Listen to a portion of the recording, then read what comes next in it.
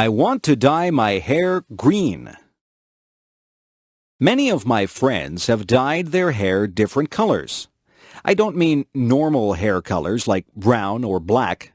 My friends have dyed their hair orange, purple, and blue. I told my mother that I would like to dye my hair green. I explained to my mother that I would only use food coloring. The green would not last forever. My mother said that dyeing your hair was a silly fad. She said that I would not look good with green hair. I said that if I couldn't dye my hair green, maybe I could get a nose ring. My mother said no. I said that maybe a tattoo on my arm would be nice. My mother said, no way. My mother said that she did some crazy things when she was a young girl. She said that she used to iron her hair to make it straight. That sounds quite boring to me. My friend Joan came over. Her hair is dyed bright pink. My father said, nice hair, Joan. I don't think that he really meant it. My mother says that when I am an adult, I can dye my hair whatever crazy color I like, but for now, she would like me to leave my hair its natural color. I tried to tell her that all my friends were doing it. My mother asked, if all your friends were jumping off a cliff, would you do it too? I said, no. I think I'll have to wait to have green hair, but maybe by the time I'm old enough to dye my hair green, I won't want it that color. My mother says that fads change all the time. One day, something might be popular, and the next day it's not in style at all. I'll just have to live without green hair for now. I wonder what the fad will be next month. Why do people dislike other people? Some people don't like other people just because they look different. I think that is silly. I don't think that it is fair to judge someone by the way they look. Some people look very nice, but they are mean or cruel. Some people look very ordinary, but they are incredibly nice. I remember when I was in grade 1. I saw a girl across the room. She had a mean look on her face. I thought to myself that she was probably not a very nice person. I stayed away from her and played with the other children. Then we had to play a game, and the teacher said that she would pick partners for us. The teacher picked the girl with the mean face as my partner. I didn't think that the game would be much fun at all with a partner who seemed as mean as that girl. I walked up to her and said hello. The girl's face changed. She smiled at me, and she began to talk to me. Her mean face disappeared. We had lots of fun playing the game. We laughed a lot and enjoyed each other's company. That girl became my best friend. Now, when I look at her, I see what is inside her. Sometimes she doesn't smile, but I know what she is like. She is a kind and funny person. I have learned that you can't judge a book by its cover. It is not fair to dislike someone just because they don't look like you want them to look. You have to get to know a person. It doesn't matter to me what color a person's skin is. It doesn't matter to me if they are short or tall, skinny or fat, or happy or sad looking. I judge people by how they treat me, and I try to treat people like I would want to be treated. The birthday gift. It is going to be my father's birthday. What can I give him? I don't have much money. I have looked all through the stores, and I have not found anything that I think he would like or that I can afford. I have thought very hard about what to buy for him. I thought that he might like some candy, but my father really doesn't eat many sweets. I thought that he might like a new shirt, but he has lots of clothes. I can't afford a new car or computer for him. I was watching him on the weekend. He cut the grass, washed the car, took out the garbage, weeded the garden, and watered the plants. I got an idea. I went to my room and took out some paper. I cut out pieces of paper, and I wrote on them. I wrote on one piece of paper that I would wash the car every weekend for the summer. I wrote on another piece that I would take out the garbage every week for the summer. I also wrote that I would cut the grass, weed the garden, and water the plants every week for the summer. I made a birthday card for my dad, and I put the pieces of paper inside it. I went downstairs and gave my gift to my dad. My dad thought that the gift was very thoughtful. He said that it was a gift from the heart. I did all those things for my dad all summer. He said that he had a lot of free time because I helped him so much. My dad and I are good friends. I don't mind doing things for him because I know that he is always there to help me out. A good gift doesn't have to be something that costs a lot. My dad says that the best gifts are the ones that show how much you care for the other person. I'm glad my dad liked his gift. New Year's Day. On New Year's Day, people start a new year. Many people make resolutions. They resolve to be better people. Some people decide that they will lose weight so that they can be healthier. Some people decide to give up smoking. They also want to be healthier. There are all kinds of resolutions that people make. Some people try not to lose their tempers. Some people say that they will work harder. There are people who try to give up bad habits. Every year, my brother says that he will stop biting his nails. He stops biting his nails in January, but by February, he always starts again. That is the thing about New Year's resolutions. People seldom keep them. Everybody starts out with good intentions, but it is very hard to stick with them. I don't make New Year's resolutions. I find that I just break them. I just work day by day to break my bad habits. I know that I eat too many sweets. Every day I just try to resist them.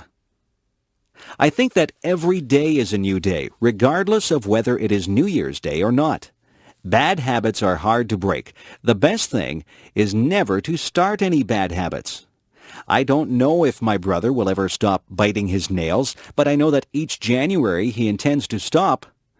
Maybe one of these New Year's days he'll get over that habit. If I could fly. I sometimes imagine what it would be like if I could fly like a bird. Just imagine what it would be like to soar into the sky, flying high above the trees. You could stand on high rooftops and never be afraid of falling. You would see so many things as you flew over rooftops and forests. You would feel incredibly free as you traveled from place to place, not bothered by road signs or traffic jams. If I could fly like a bird, I would start from my backyard and travel through town. I would look down on the houses and factories. When I got tired, I would land in a field and take a nap. I would travel above rivers and follow them as they wound along and emptied into lakes and oceans. I would fly above parks, and I would call out to the children as I flew high above them. I would dip and dive as I flew. I would soar up high and dive down low so that I could almost touch the treetops. Have you ever flown? I know that you can't fly like a bird, but you might have taken an airplane ride. When you're in an airplane, you pass through clouds. It is exciting to take an airplane ride. I love taking airplane flights. I like to look down at the earth. When you're up that high, everything below you looks tiny. That's the closest I'll get to flying like a bird. But I can still use my imagination and spread my wings and soar high above the world just like a bird. What I look for in a friend. What is it that makes somebody your friend? Some people are nice and you have fun with them. Some people are nice to talk to, but they don't become special to you. Some people become very close to you. Those people are the ones who become your good friends. Did you ever wonder why certain people do become your good friends? Friends usually have something in common. Often, friends enjoy doing the same things as each other. Maybe they like the same sports or the same music, or maybe they can even talk about problems or schoolwork. Friends usually find a common bond. Friends share ideas and listen to each other. Sometimes, people who don't have similar interests even become friends. You can learn a lot from a person who likes different things than you. The most important thing about friends is that they must communicate with each other. A good friend is a person who takes the time to listen to the other person. One of the most important things that I think a friend should have is a sense of humor. I like to laugh with my friends. I like to feel comfortable around my friends. It is nice to be able to talk and laugh with people who have similar interests. It is nice to share things with people and learn about their interests. You become a better person if you are able to learn things from others. Life is a journey. On that journey, you meet many people. Some of those people will change your life. You have to choose your friends with care. A good friend is worth more than all the gold in the world. A good friend will make your journey through life more pleasant. Make friends along the way, and the path through life will be very rewarding. A funny thing happened on the way to school. Last Friday it was very windy. I was walking down the street with my friend John. We were having a difficult time walking against the wind. The wind was pushing against us, and we felt the force of it pressing against us. We even had a hard time breathing. We were walking slowly. We watched the leaves as they danced and twirled in the wind. We watched a plastic bag as it flew by us. We saw a little boy whose baseball cap flew right off his head. His cap flew along the sidewalk, and he had to chase it. He finally caught it, and he held it in his hands tightly after he got it back. The trees were swaying frantically. Their branches swished and waved in the wild wind. John and I were hit by flying bits of paper and leaves. We laughed when a garbage can lid rolled along and hit John in the leg. We saw another garbage can rolling along the road as if it was alive. Everything was moving because of the wind. Then the funniest thing happened. I wasn't paying any attention, and a paper bag came flying up the street toward us. It hit me right in the face and covered my whole face. At first, I didn't know what had happened. I was blinded. I couldn't see where I was going. I stopped and held out my hands.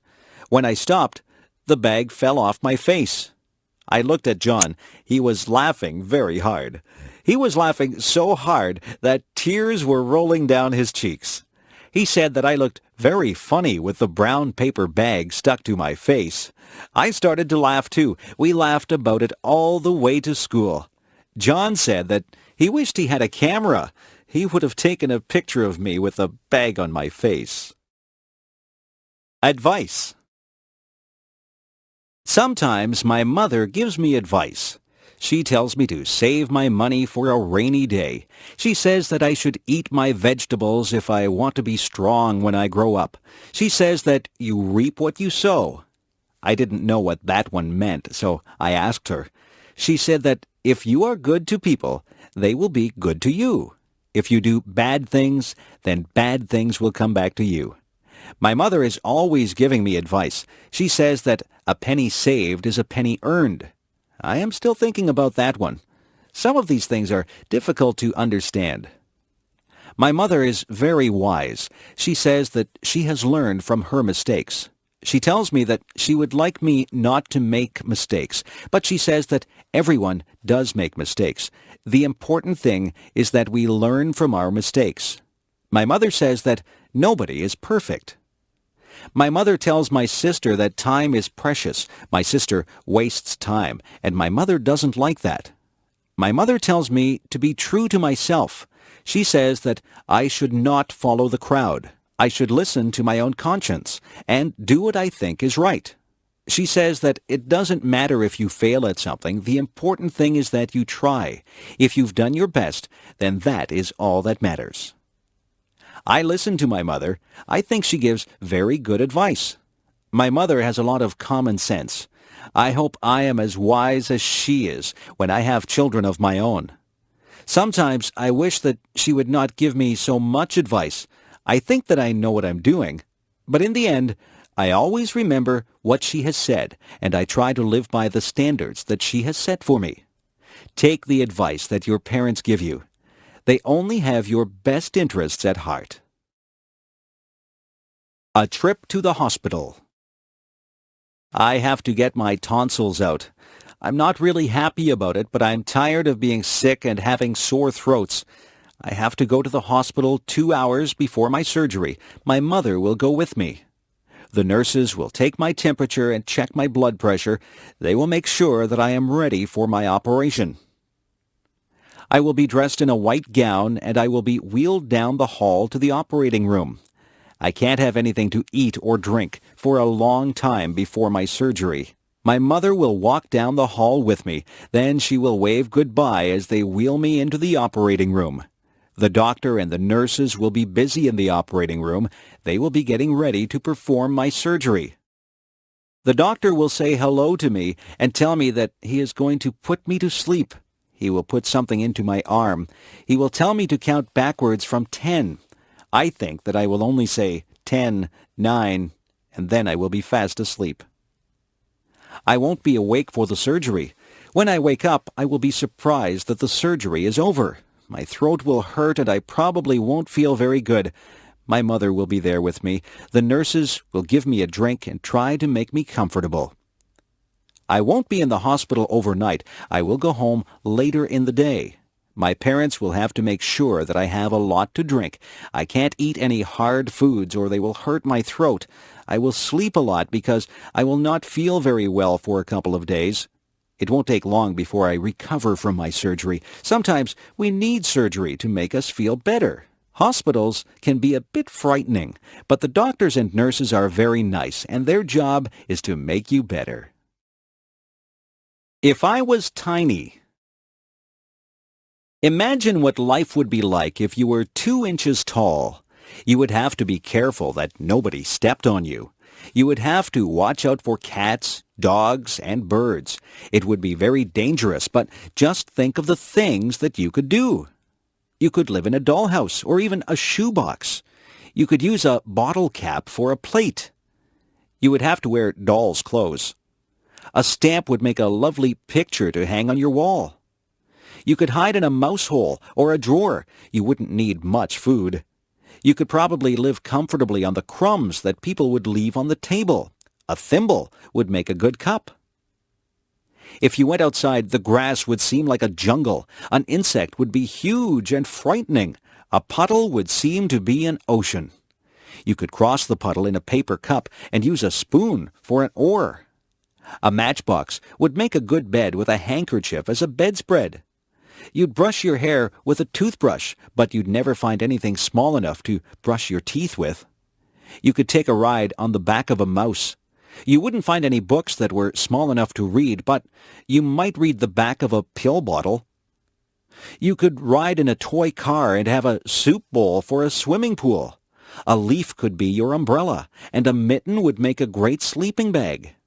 If you used your imagination, you could think up something to use for almost all your purposes. Being small might be fun, but then again it would be frightening. I'd be afraid of my pet cat. I wouldn't want a book to fall on me. I would be afraid of being swept away by a big gust of wind. I think I'd rather be my size. If I were a giant. If I were a giant, I wouldn't be able to fit in my house. I'd have to live in a building that had a high ceiling, but I'd probably have a hard time getting through the door. I'd have to make my own clothes, but where would I get a giant needle and thread to sew with? I couldn't ride in a car or a plane. I suppose I would just have to take giant steps to get from place to place. I would have to be very careful not to step on anybody or anything. When I talked, people would cover their ears. My voice would sound very loud to them. I wouldn't find shoes to cover my feet. I wouldn't find a knife and fork to eat my dinner with. I might have to use a rake as a fork. My dinner would be huge. What would I cook my dinner in? I certainly wouldn't find an oven big enough to put my dinner in. If I sneezed, it would be like a hurricane. If I fell down, it would be like an earthquake. I wouldn't have any friends because everyone would be too tiny for me to talk to. I think that being a giant would be very lonely. I couldn't have just one apple. I would have to have a lot of apples to fill me up. I would have to drink gallons and gallons of water to quench my thirst. I could never relax under a tree. I would be taller than all the trees. I don't think that being a giant would be fun. I won't ever make a wish to be a giant. I would rather be my height. I'm very happy the way I am. Do people have the right to smoke in public? My father used to smoke. He got very ill. The doctor told him that he had to quit smoking. My father tried for a long time to quit. It was very difficult for him. Smoking is an addiction. After many months, my father finally gave up smoking, but he still craved a cigarette once in a while. He says that quitting smoking is the hardest thing that he has ever done. When my father did smoke, he smoked everywhere. He smoked in restaurants, stores, and many public buildings. Now, you are not allowed to smoke in a lot of public places. When my father smoked, the rules were not so strict. People could smoke just about anywhere. It really wasn't fair to the people who didn't smoke. Their clothes always smelled like smoke, and they breathed in second-hand smoke. Some people think that the second-hand smoke is actually worse for you than if you smoke yourself. People would smoke in their houses, and very young children would inhale the smoke that was in the air. Some people still smoke in their houses, and their children breathe in the smoke. Some restaurants have areas for smokers and non-smokers, but usually the smoke drifts from one area to the other. There are some businesses that have banned smoking altogether. Personally, I think that smoking in public places should be completely banned. I don't think that I should have to breathe in another person's smoke if I choose not to smoke myself. It wouldn't be fair for a non-smoker to get lung cancer because they had to be in a place where smokers were allowed to light up. I know that smoking is a powerful addiction and that it is very difficult to quit, but smokers should restrict their smoking to places where there is nobody else around. Lung cancer is an awful disease. Nobody should have to suffer with lung cancer. People should be educated about the dangers of smoking. Smoking should be banned in public places, but eventually I would like to believe that fewer people will smoke. It would be nice to live in a smoke-free environment. My favorite bedtime story. Every night when I was little, my mother would read me a bedtime story. My favorite story was Tom's Midnight Garden. This was a story by Philippa Pierce. It was quite a long book, and it took quite a few nights for my mother to read the entire book to me. In Tom's Midnight Garden, Tom moves to the city to stay with his aunt and uncle. He is very bored at their apartment. They have no children, so Tom has nothing to do. One night, the clock strikes 13 times. Tom knows that this is impossible. A clock can only strike up to 12 times. He sneaks downstairs and goes outside. When he goes outside, there is a wonderful garden that wasn't there the day before. The next day, Tom goes outside and finds there is no garden. The garden only seems to appear at night. Every night, Tom slips out to this wonderful garden and meets some people in the garden. He meets a girl named Hattie. Hattie and Tom become very good friends in this garden. Some very strange things happen in this book. There are some coincidences that keep you guessing about what is really going on. The surprise ending is wonderful. I really enjoyed Tom's Midnight Garden, and I was very sad when my mother and I came to the end of the book. I felt that I had visited the magical garden with Tom. It is a book that I will remember all my life. If I found a magic lamp. If I was walking down the beach one day and I happened to bump my toe on a magic lamp, I would pick it up and rub it. If it was a real magic lamp, but I don't believe that there really is a magic lamp, a genie would pop out in a cloud of smoke and he would call me Master. He would say that he would grant me 3 wishes. I would have to think very hard about those wishes because I wouldn't want to waste them. I don't think I'd want millions of dollars. Money doesn't buy happiness, or so they say. I might wish for good health because if your health isn't good, you won't be able to enjoy anything. Some people might wish for beauty, but beauty is only skin deep. Some people would wish for a mansion or a beautiful car or a big boat. I don't want any of those things. Some people would want fame. Some people would want talent. Some people would wish for happiness. That might be a good thing to wish for. Yes, maybe I'd wish for health and happiness, but what would my 3rd wish be? I could wish for something enormous, something global. I could wish for world peace. That would be a wonderful thing if somebody could grant me that. Yes, that would probably be my 3rd wish. It's too bad there aren't any genies inside magic lamps. I won't get my 3 wishes. I can still work toward getting my wishes. I can eat well and exercise to stay healthy. I can be involved with a lot of things and be with my friends to stay happy. I can volunteer my time to different organizations to help achieve world peace. I can do my fair share in my community to help others. That's how I can get my 3 wishes, not through a magic lamp. I can only get what I want through self-determination and hard work. That is the key to getting your wishes fulfilled. Superstitions. I am not superstitious, are you?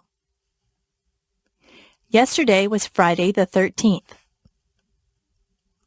Some people think that Friday the 13th is an unlucky day. I think that it is just like any other day. Some people believe that if a black cat crosses your path, you will have bad luck. I don't believe that either. My mother always gets upset if I open an umbrella in the house. She says that is bad luck. She is probably right about that one because an open umbrella would take up a lot of space and you might knock things over. If your left hand is itchy, you are supposed to get money. I have had an itchy left hand before, but I haven't received any money because of it.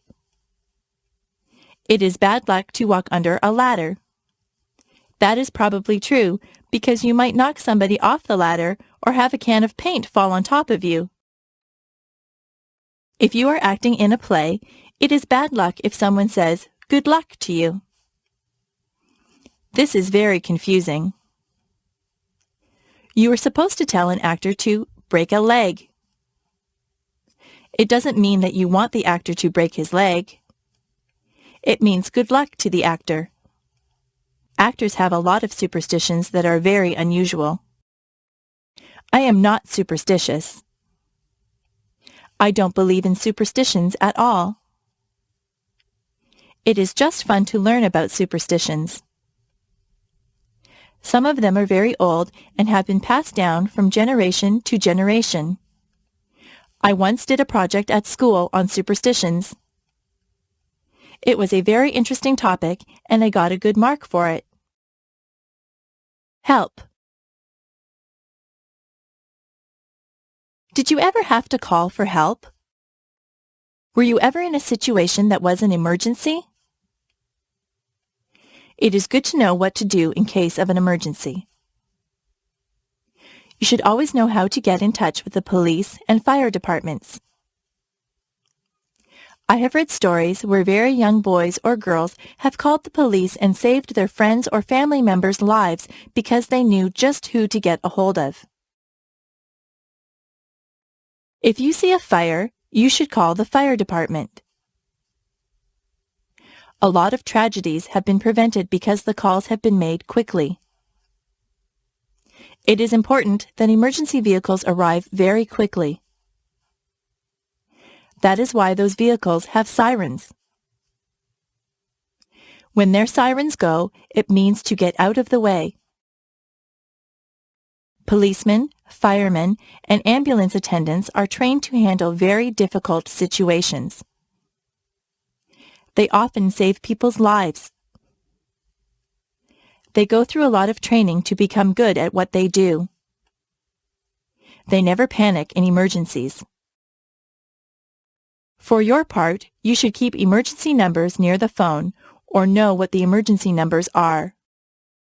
Where I live, there is a special number that you call for any emergency. We teach that number to everyone, even very tiny children.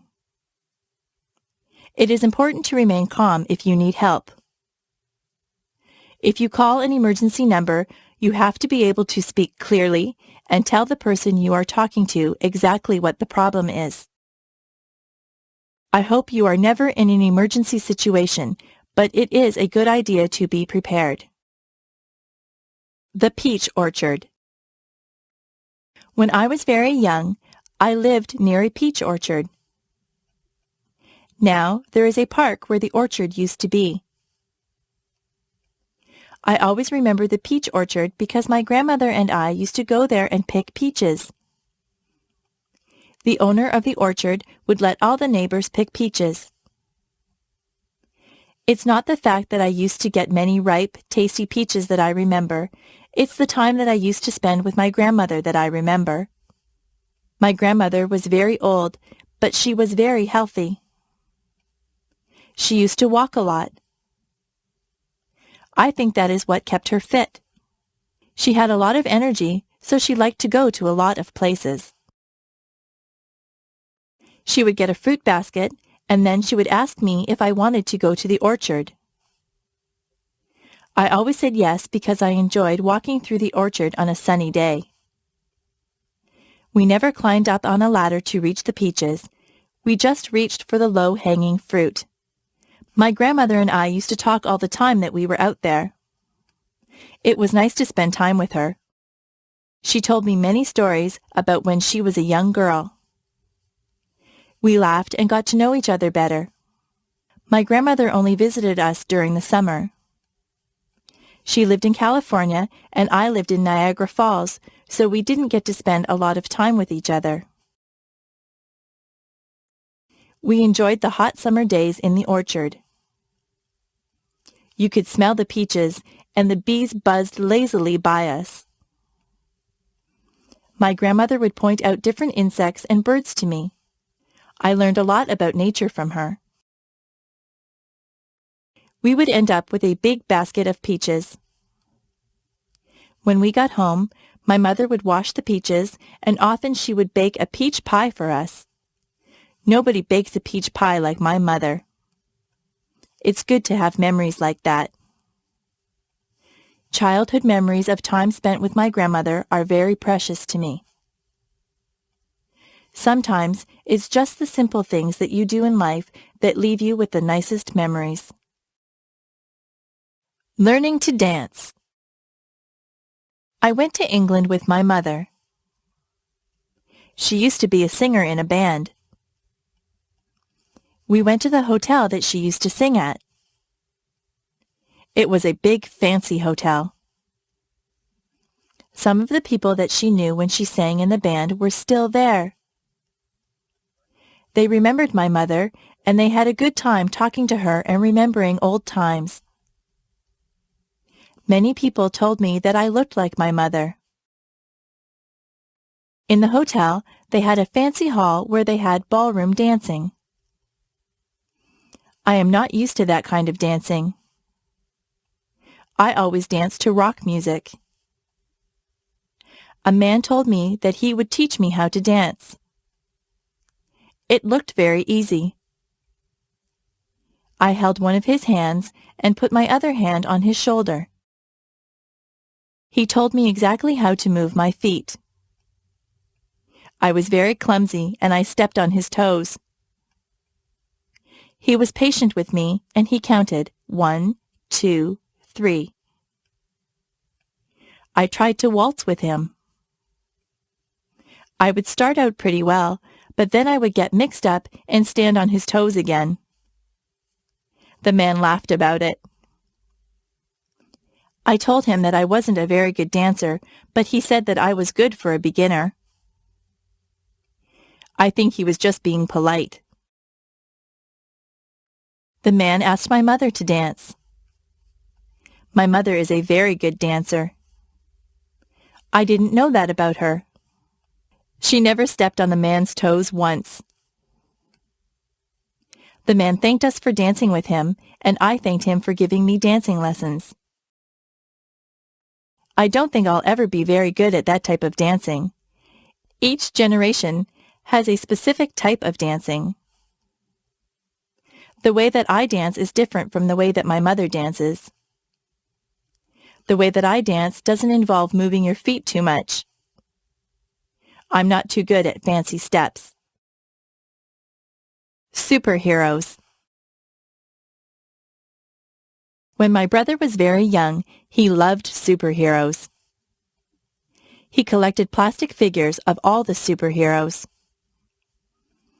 I think he had every superhero figurine that there was. He used to tie a towel over his shoulders and run through the backyard.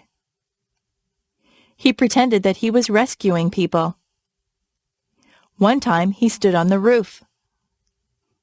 He really thought that he could fly with his superhero cape on. He would have hurt himself if he had jumped. My dad saw him and told him to get down. My dad explained to my brother that superheroes are not real. Real people cannot fly from rooftops. My brother was disappointed. He thought that the superheroes really existed. My dad explained that most superheroes were created as comic book characters. Somebody used their imagination to make them up, and then an artist drew them. My brother was not impressed. He said that he wanted to meet the superheroes. My father told him that he might meet someone dressed up as a superhero, but it wouldn't really be a superhero in the costume.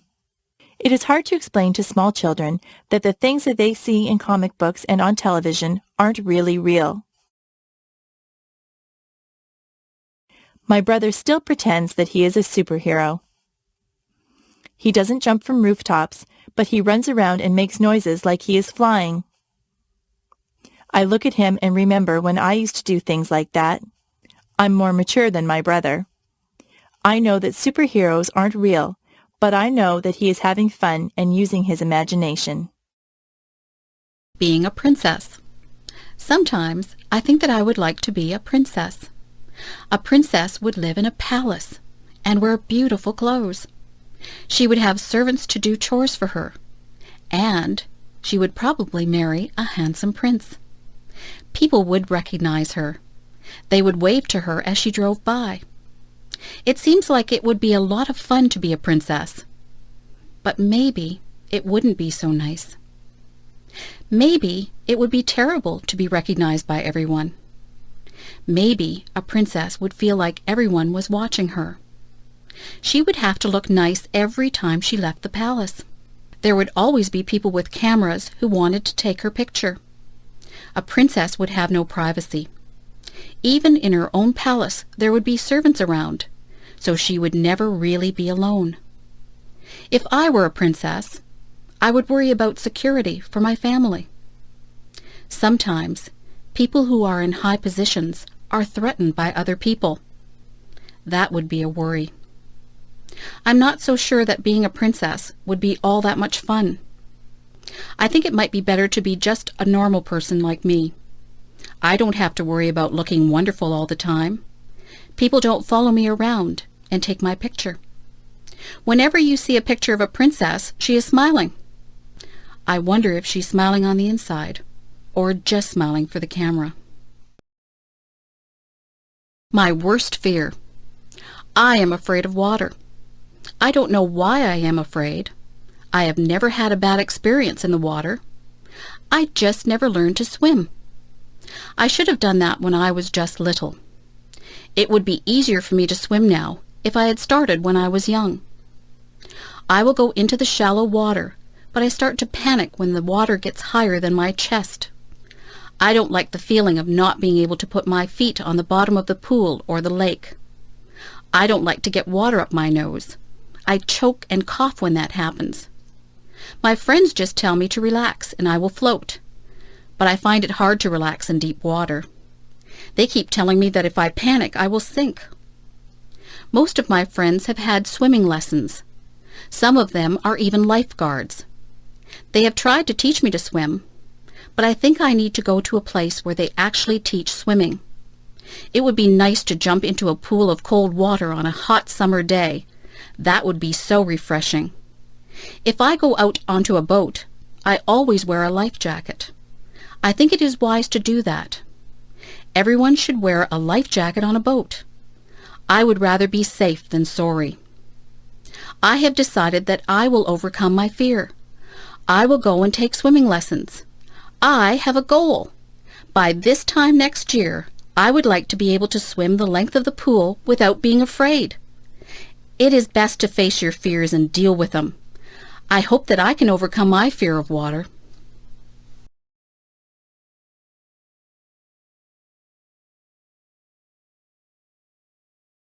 If I live to be 100. It is an entire century. Imagine all the changes that you would see if you lived to be 100. I had a neighbor who was 85. She used to tell me what things were like when she was a little girl.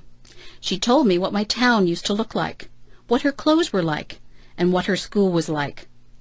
I used to enjoy listening to her stories. Everything was so different when she was young. Listening to her was like having history come to life. I used to try to imagine what life was like for her back then. If I was 100, and I had grandchildren and great-grandchildren, I would tell them stories about my childhood. I would hope that I had a good memory so that I could remember everything. If I do want to live to 100, I'll have to have a healthy lifestyle. Not too many people live to be that old. If I do get to be that old, I hope I'll still be mentally alert and physically agile. In my country, the Prime Minister sends a letter of congratulations to anyone who has their 100th birthday. People who live to be 100 are very special. Maybe in the future, with better medical care and healthier lifestyles, more people will live to be 100. If I live to be 100, I'll have a birthday cake. But I won't put 100 candles on the cake. I could never blow out 100 candles. What I like most and least about myself. I was trying to think up the best and the worst things about myself. I think the best thing about me is that I am very friendly.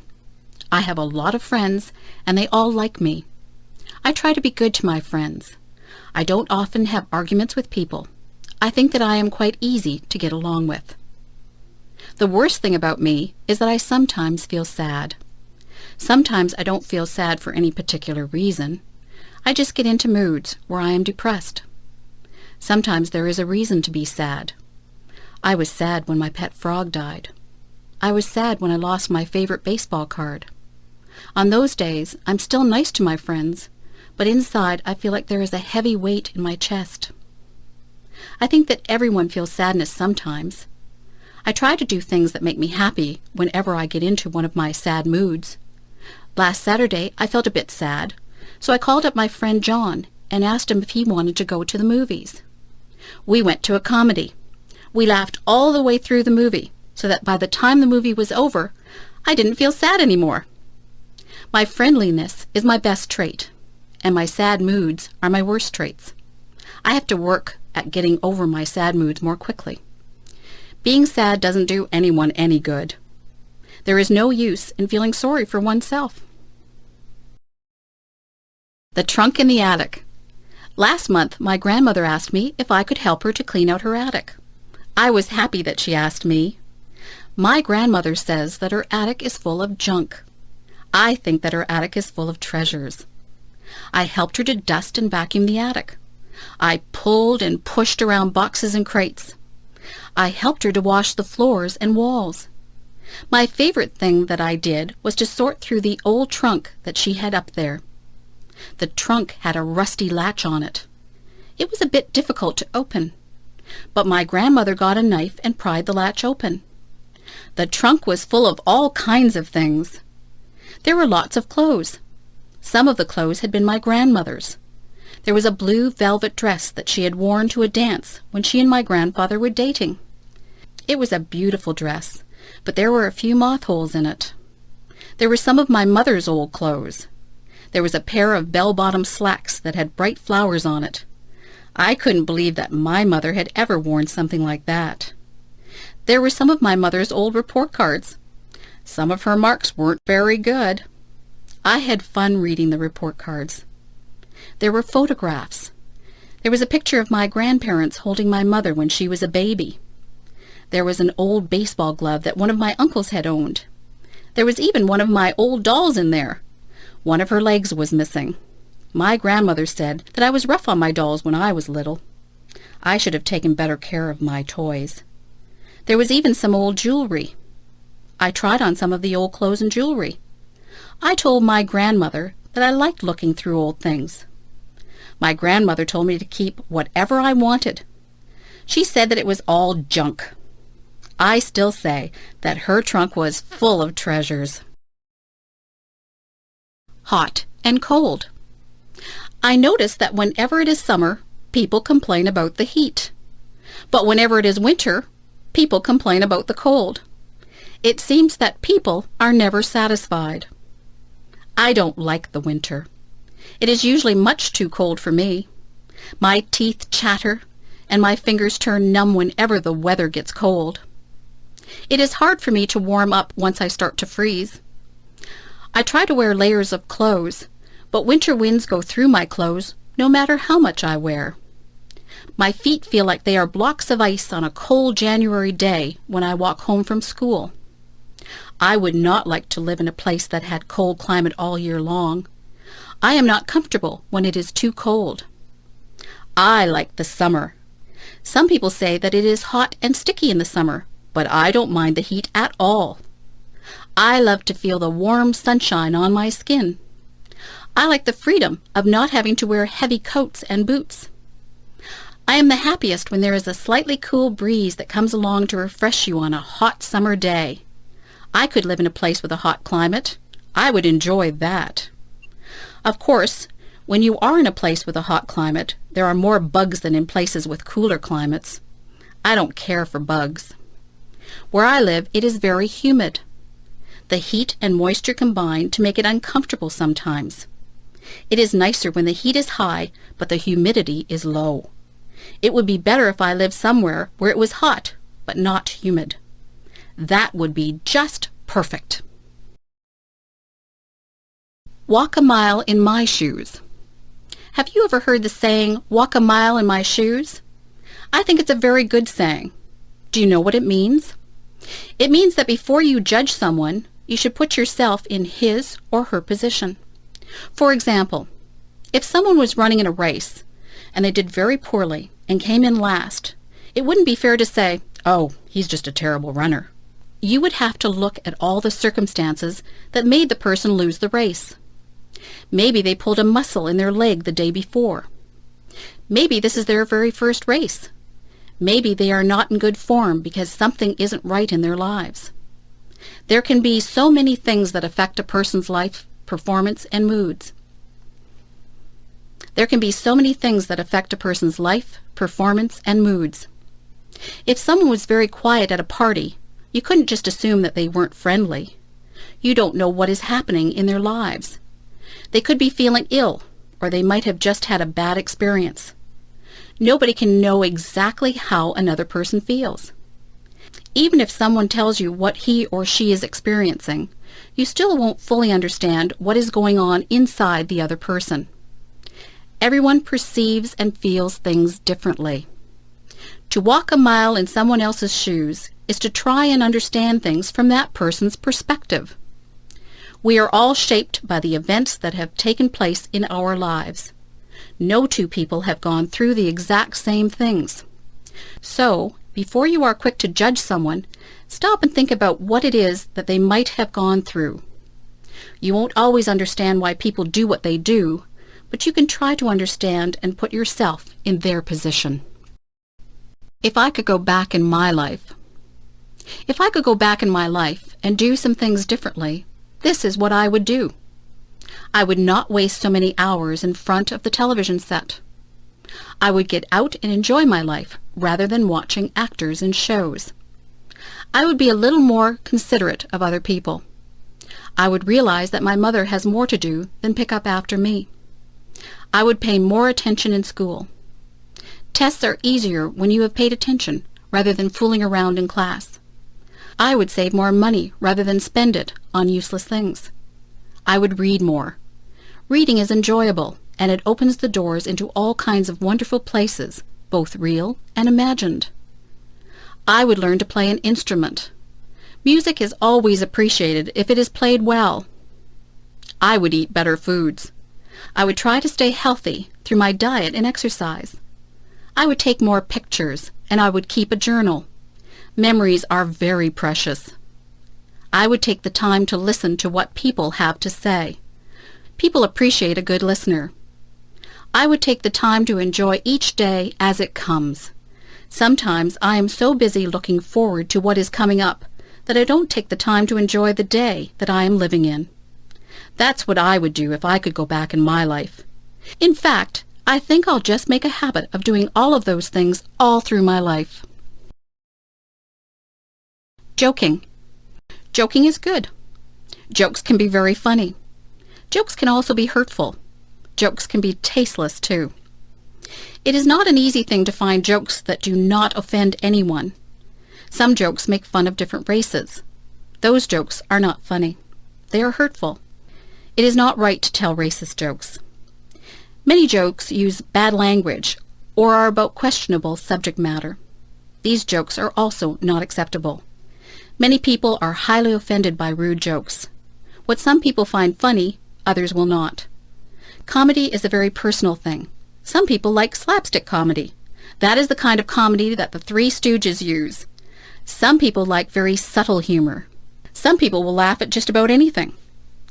Sometimes it is not appropriate to laugh, but you feel like laughing anyway. Did you ever see anyone fall down? Did you feel like laughing when they fell down?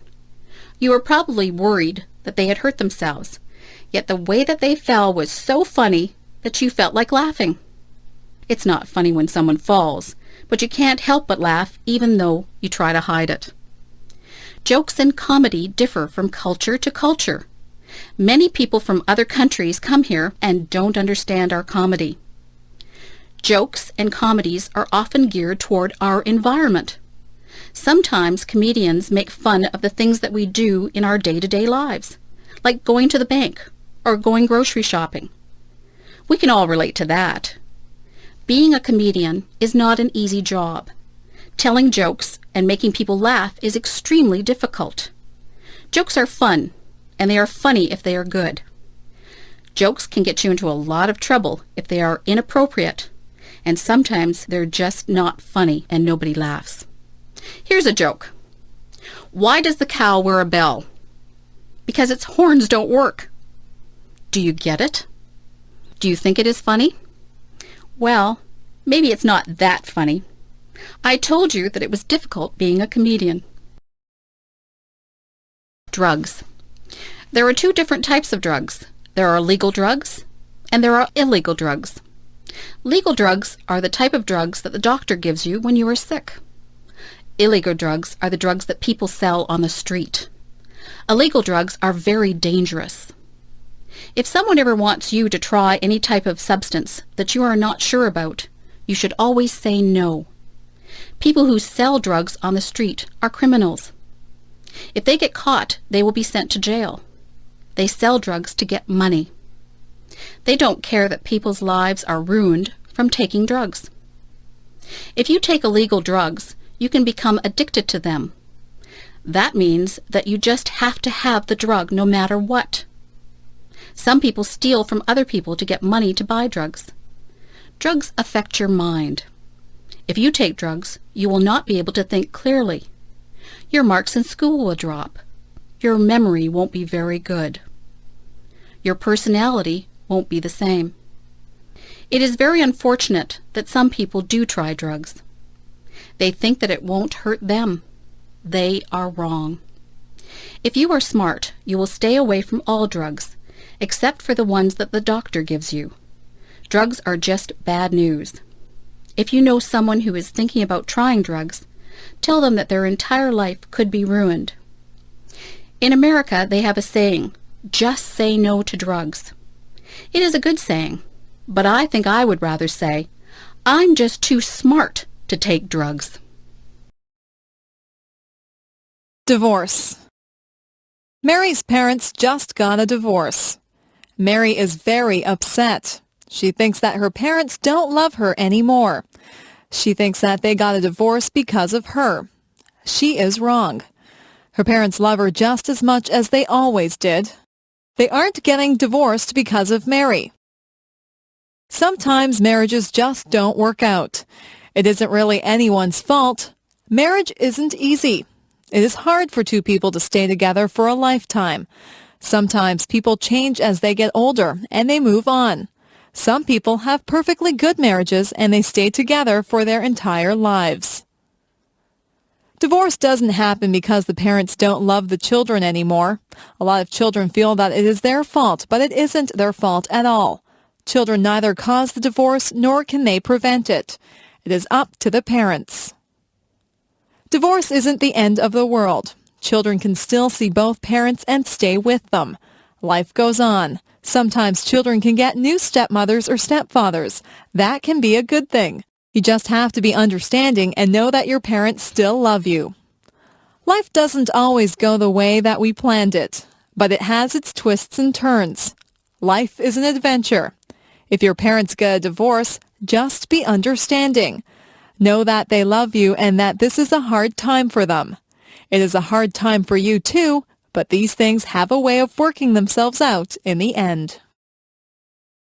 If my fish could talk. I have a goldfish. He swims around in his bowl all day. He looks bored.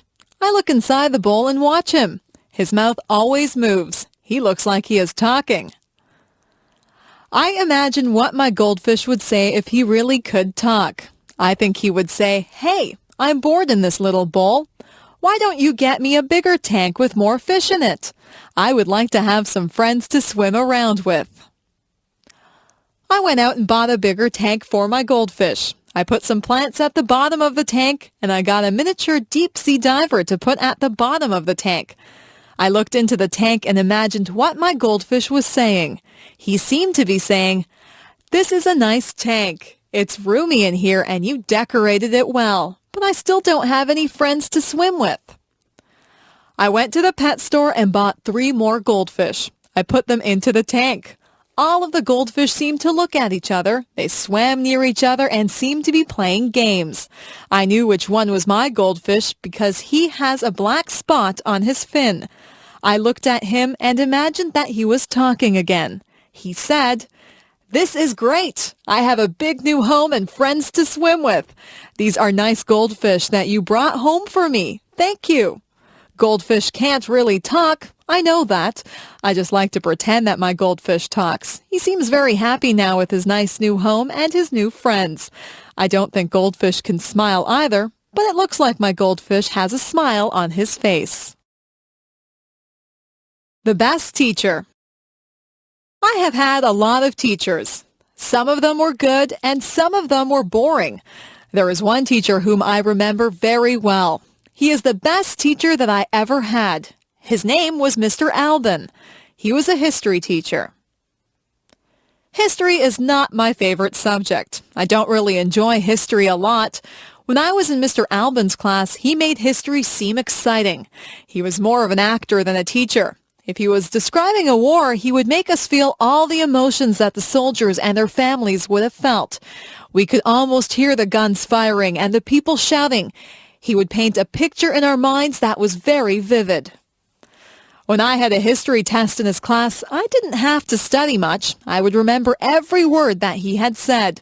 I would see him doing the actions that went along with his stories. He was very animated. He would shout out orders as if he was a general, or he would speak softly and reverently when describing the death of a great hero. The most important thing that I learned from Mr. Albin was that I did really like history. I just thought that I didn't like it because most people had made it dull by just reading from the textbooks. History is not just a series of dates and dull facts. History is what really happened. History is real life. All the historical figures had real families and emotions. They weren't just fictional people. After I took history from Mr. Albin, I realized that I really did have an interest in it.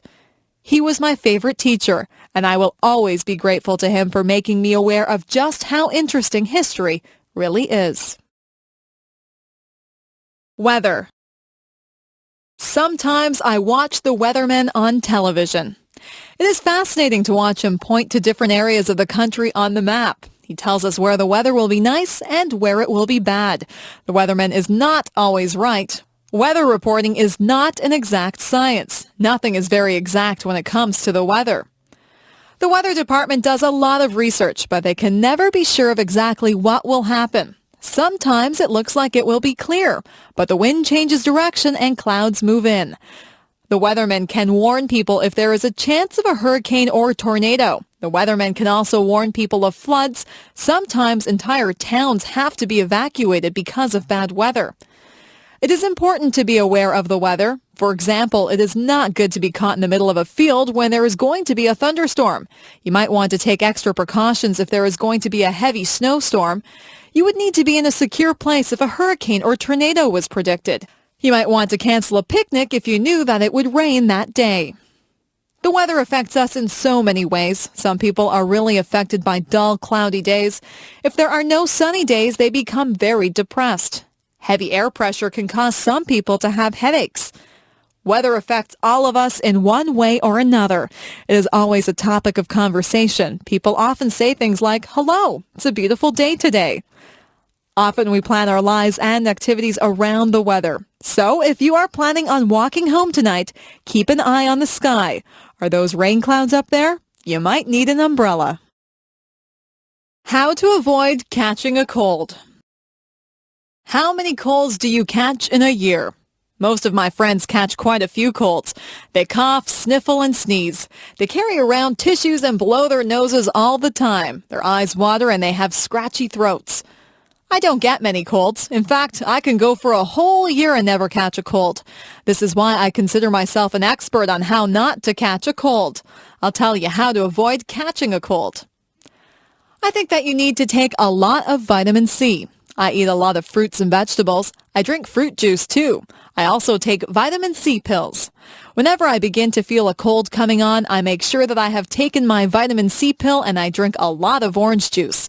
That usually knocks the cold right out of my system. I make sure that I get a lot of fresh air. In the winter, a lot of buildings are shut up tight so that the air is stale and people's germs circulate through the buildings. I get outside and breathe in fresh, clean air.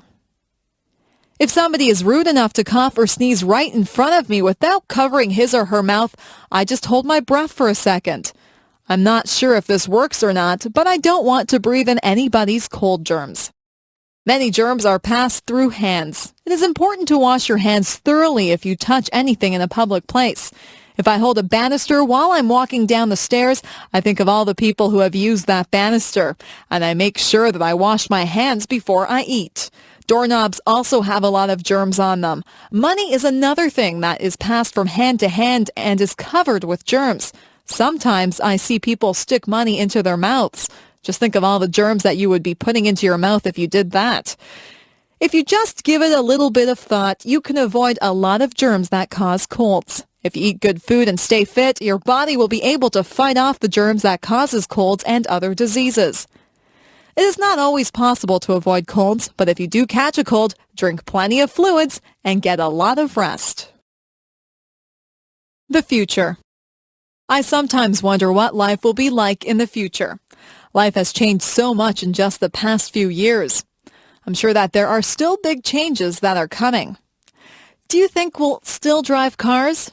Maybe we'll get into computerized vehicles that we won't have to drive. We'll just push a few buttons and the vehicles will take us to wherever we have to go. Maybe there won't be roads. We might just fly through space to get where we want to go. Instead of telephones, we'll just use our computers. We'll be able to see each other when we talk. That type of thing is already happening. Maybe we won't have to cook our meals. We might be able to push buttons to order whatever we want. A nice roast beef dinner or an ice cream sundae might just pop out of a machine. It would be nice to have a robot to clean the house for you. In the past few years, computers have been extremely important. People used to write to each other through the mail. Now people communicate so much more frequently through email. Most of my friends own computers. If we had all of these things to do the work for us, what would we do? We would still need people to program the computers. We could spend more time being creative rather than doing everyday chores. The future holds many surprises. I'm sure that technology will become even more and more amazing. When my parents were young, they had never even seen a color television. Nobody owned a computer. It doesn't take long for things to change a lot. Who knows what amazing things are in store for us? Giving a speech. I had to give a speech last week. I gave a speech to 300 people. I had to speak in front of a group of students. I had to tell them about a campaign that we were having to raise money for cancer research. Giving a speech can be a difficult thing. When you stand in front of a big crowd, you can get very nervous. Some people feel like they have weak knees. Their legs feel as if they are made of rubber. Their heart beats very hard inside of their chest. Their palms get sweaty. Some people even become short of breath. For some people, giving a speech is their worst fear. When you give a speech, everyone is looking at you. They are waiting to hear what you have to say. When you have 300 people looking at you, you have 600 eyes that are on you. It is a little frightening when you think of it that way. Before I give a speech, I take 3 big breaths. I calm myself and I remind myself that what I have to say is important. I like to be sure of what I am going to say, so I practice my speech in front of a mirror at home. I like to look like I am relaxed and friendly. They say that practice makes perfect, so the more speeches that you give, the better you will become at it. Whenever I have to give a speech, I imagine that the audience is just one big person. I look out into the audience until I find a friendly, smiling face. I focus on that person, and I pretend that I am just talking to them. I've become used to giving speeches. I am more relaxed now than I used to be. People tell me that I do not look nervous at all. I like to hear that. Sometimes I do feel a little flutter of nervousness, but I just ignore it and do the best that I can. Giving a speech is not as scary as it appears to be. Anyone can do it with a little practice. Moving to another country. My friend Steve moved to another country. He had lived in Canada all his life and he moved to Japan. Life in Japan was very different for Steve than what he was used to. At first, Steve suffered from culture shock. His whole life seemed different. He was not used to the way of life in Japan. Steve was not used to the large crowds of people that walked up and down the streets in Japan. In his hometown in Canada, the streets were fairly quiet. Steve had to get used to the food. In Japan, the people eat a lot of fish. Steve had never eaten much fish before. Steve wanted pizza, but it was expensive in Japan. Steve said that he had to adjust his eating habits. The people in Japan have different customs than we do here in Canada. Steve didn't want to offend anyone, so he had to learn the customs. He had to learn about what Japanese people considered polite and rude. Sometimes in a foreign country, you can do something to insult someone without even realizing that you are being rude. At first, Steve had trouble with the language. He said that the only way to really learn the language is to talk to people. Steve talked to a lot of people. He made a lot of mistakes, but people were patient with him, and they tried to help him with his Japanese. It wasn't long before Steve felt more comfortable in his new surroundings. You have to be willing to learn new customs and a new language if you move to another country. Steve feels very comfortable in Japan, and in Canada now. He is thinking about going to another country now. He thinks that he might like to try and live in Italy. I'm sure that he would get over his culture shock very fast if he moved there. Moving to a new country can be difficult, but if you are willing to learn, it can be a very rewarding experience. Look for the beauty. I have learned that things don't always go the way that they were planned. If something doesn't happen the way that I want it to, I try to make the best of the situation. I always try to find something good in everything that happens. Last year, I broke my ankle when I was walking on an icy sidewalk. At first, I was very upset. I was missing school, and there was a party that I wanted to go to. I couldn't do very much of anything. My ankle was very sore. I stayed home and I read a book. It was an excellent book, and one that I probably would not have had time to read under normal circumstances. My friends brought my homework to my house, and we had some really nice visits while they were here. I had to accept the fact that I couldn't go anywhere on my broken ankle, so I made the best of a bad situation. Once I lost my way when I was out camping. I ended up in a very large field. I was afraid that nobody would find me, but I calmed myself down and took time to examine all the interesting wild flowers in the field. My family did find me. They were surprised at how calm I was. I've learned that there is something valuable inside every adventure and something beautiful inside every person. We had a new boy who came into our class. His clothes weren't in style and he was not particularly handsome. Some of the boys and girls made fun of him. Sometimes people can be really cruel. He seemed to handle it all right, but inside, I knew that it must hurt. Some of my friends and I invited him out with us. We found out that he had a terrific sense of humor, and he is probably one of the nicest people that I have ever met. He has since become one of my best friends. It makes me ashamed when someone that I know judges someone by how they look. It isn't fair to do that. You'll find that something good comes out of almost every situation. You'll find something good about almost everyone that you meet if you look hard enough. If something doesn't work out the way you planned it, just make the best of the situation. Look for the beauty in everything. My doll. When I was an infant, I got a rag doll. It was a very plain little doll, and it wore a clown outfit and a clown's hat. I used to take that doll to bed with me every night. I couldn't go to bed without my doll. My mother used to pretend that the doll was talking to me. She would make the doll dance and sing songs. I would talk to the doll. My mother would answer for the doll, but I was a baby, and I thought that the doll was actually talking to me. That doll was my best friend. I took her everywhere. One time I took her to a store with me, and I left her on a shelf in the store. We were halfway home when I realized that I didn't have my doll with me. I was very upset. My mother and I rushed back to the store. My doll was still there. I was so relieved. I hugged my doll and I promised myself that I would never leave her anywhere again. I couldn't imagine life without that doll. Through the years, the doll became less important in my life. I had other things to do, but the doll still sat on my bed during the day, and I still took it to bed at night. I gave that doll a lot of love when I was little. In fact, I love that doll so much that she looks tattered and torn now. There are parts of her face and hands that are almost worn away. I had a lot of other toys when I was little, but none of them were ever so important as that doll. I don't play with toys anymore, but that doll is still in my room. She sits in a special chair in the corner. I'll always have that doll. No matter how worn out she is, I'll always keep her and cherish her as part of my early childhood. I am curious. I am curious about many things. I would like to find the answers to a lot of questions that I have. What holds the stars up in the sky?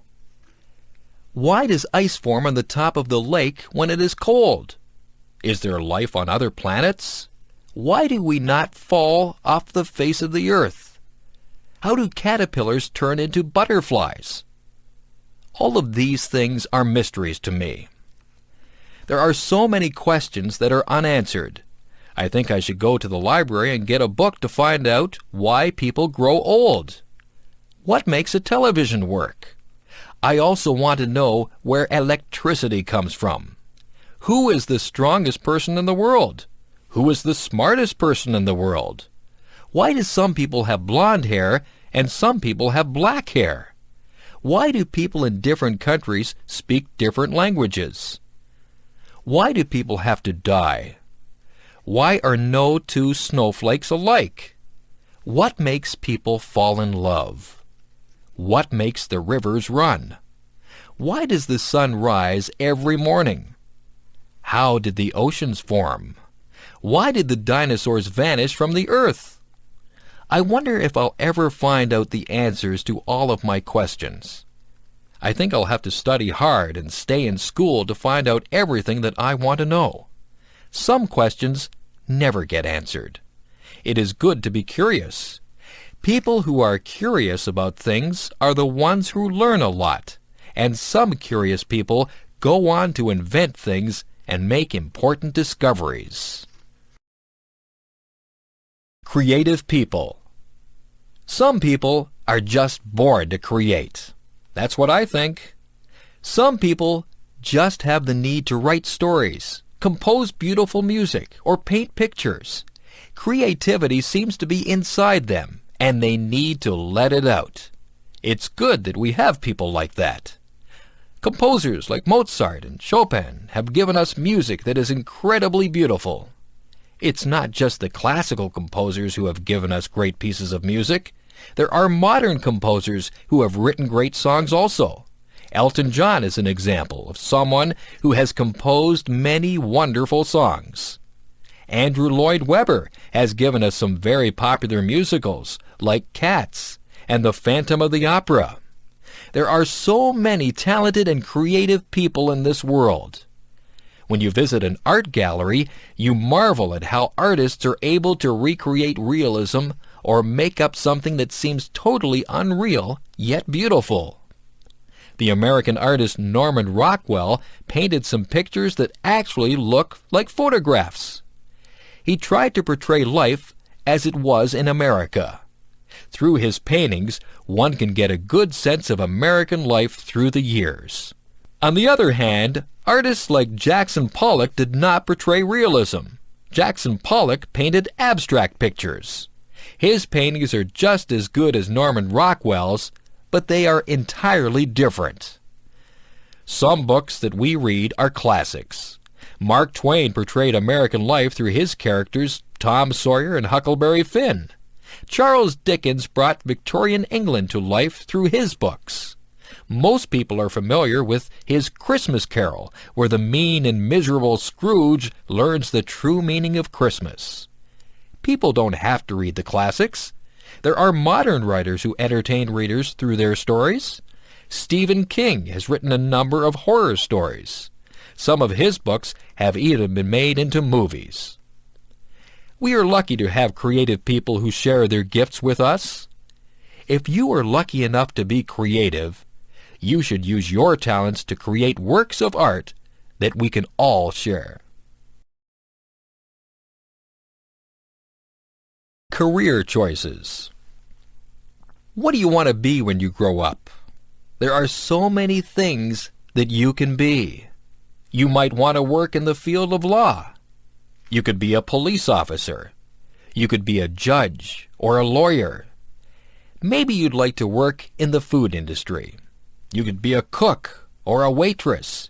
You might want to manage a hotel dining room. Perhaps you would want to do room service in a hotel. You could be a chef and make fancy meals for people. Maybe show business is what you'd like to be involved in. You could act in television shows or movies. You could sing or play an instrument in a band. If you like to help people, you could go into medicine. You could be a doctor or a nurse. You might be a surgeon and operate on people. There are other jobs in the field of medicine too. You could be an X-ray technician or a lab technician. It takes a lot of education to be a doctor. Maybe you would rather be a teacher. You could teach in a primary school or a high school. If you don't want to work with children, you could become a professor at a university. There are hundreds of other jobs to choose from too. You might want to fix cars or work in a store. You could be a dentist or a veterinarian. You could be a janitor or a zookeeper. There are so many jobs that I just can't name them all. Maybe you'd like to be a minister or an organist at a church. You could be a babysitter or a shop clerk. You might be interested in being an astronaut or a baker. You could work in a bank or at a shop. You could work on a construction crew and build roads and houses. Maybe you'd rather decorate the houses, so you could become an interior decorator. You could cut hair or be a driving instructor. The list is endless. There are even jobs that you may never have heard about. The choice is yours. You just choose whatever you want to be and do your best to become that. I could go on forever. You could work in a library. You could be a factory worker or a fisherman. You could make clothes or build bridges. You could wash windows or be a bricklayer. The possibilities are endless. I need glasses. I have been having trouble seeing the blackboard. Everything is blurry. I keep getting headaches. I told my mother about it, and she made an appointment with the optometrist. I went to a place where they made me read words and letters on a chart. Some of the words were big, and some were very small. I tried to read everything, but sometimes I couldn't see some of the small letters. The optometrist would cover one of my eyes while I read the chart. Then she would cover my other eye. She even put some drops in my eyes. I asked the optometrist if I had passed or failed the test. She laughed and said it wasn't that kind of test that you passed or failed. She was just trying to find out if I needed glasses. I did need glasses. My mother and I looked around. There were many pairs of frames. I wanted something that was in style. I tried on many pairs of frames. Some of them looked good on me, and some of them looked really funny on me. I finally chose a frame that was my favorite. I gave them to a lady who did some measurements. She told me to come back on Friday to get my glasses. On Friday, I got my glasses. My friends liked them. They said I looked smart in my glasses. I wore them to school on Monday, and I was able to see the blackboard clearly. I didn't realize how much I hadn't been able to see. Now I don't get headaches anymore. I'm glad that I have my glasses. Everything is a lot clearer now. I am clumsy. My mother says that I am clumsy. My father says that I am clumsy. I know that I am clumsy. I do things all the time that are clumsy. I fall down for no reason at all. If there is a crack in the sidewalk, I will be sure to trip on it and fall down. If I carry a plate of food in the cafeteria, I almost always either drop it or bump into someone with it. I don't try to do these things. It just happens. When I drink juice, I miss my mouth and get juice all over my shirt. I always have something spilled on my clothes. Last week I opened a jar of peanut butter. The jar flew out of my hands and landed upside down on the floor. There was a big glob of peanut butter on the floor. Yesterday I knocked over the sugar bowl.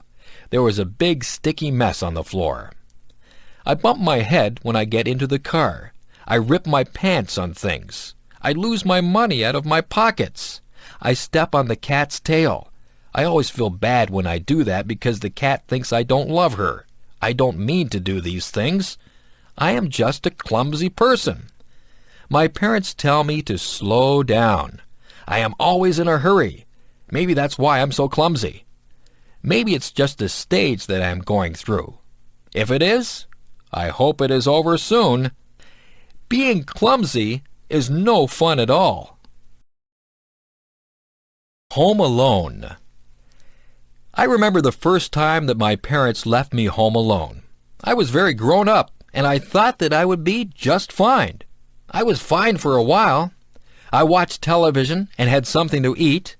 I called my friend on the phone, and we talked for a while. Then I sat down to read a book.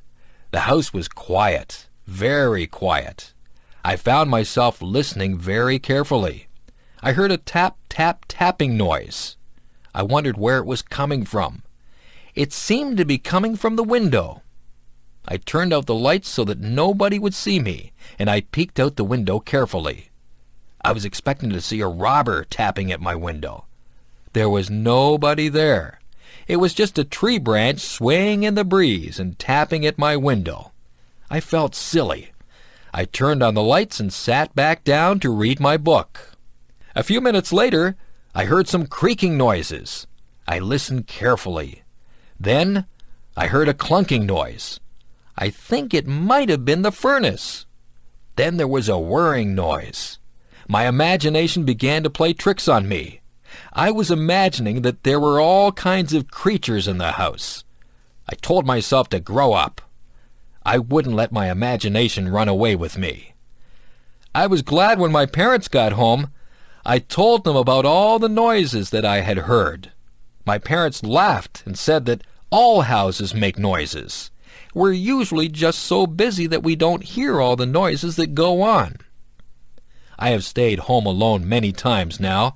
I just ignore all the little creaks and noises that I hear. I'm still alert and listen for anything suspicious, but I know that there are lots of noises that are harmless.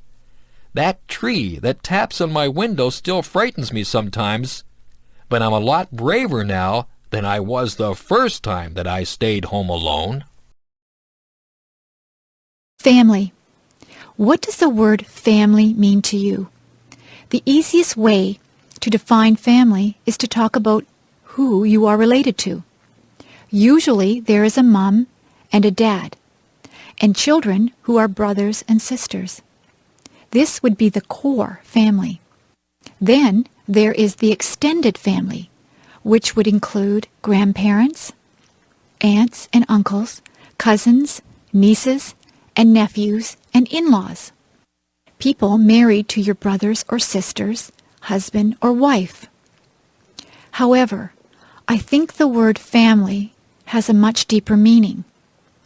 The word family brings words to my mind like love, support, help, kindness, fun, love, trips, closeness, love, forgiving, sharing, love, understanding, respect, and love. You'll notice one word that is repeated over and over again, love.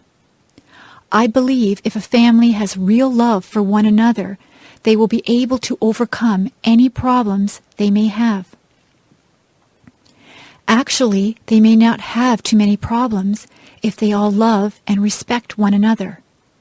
However, there are things that cannot be helped, like death, sickness, or accidents.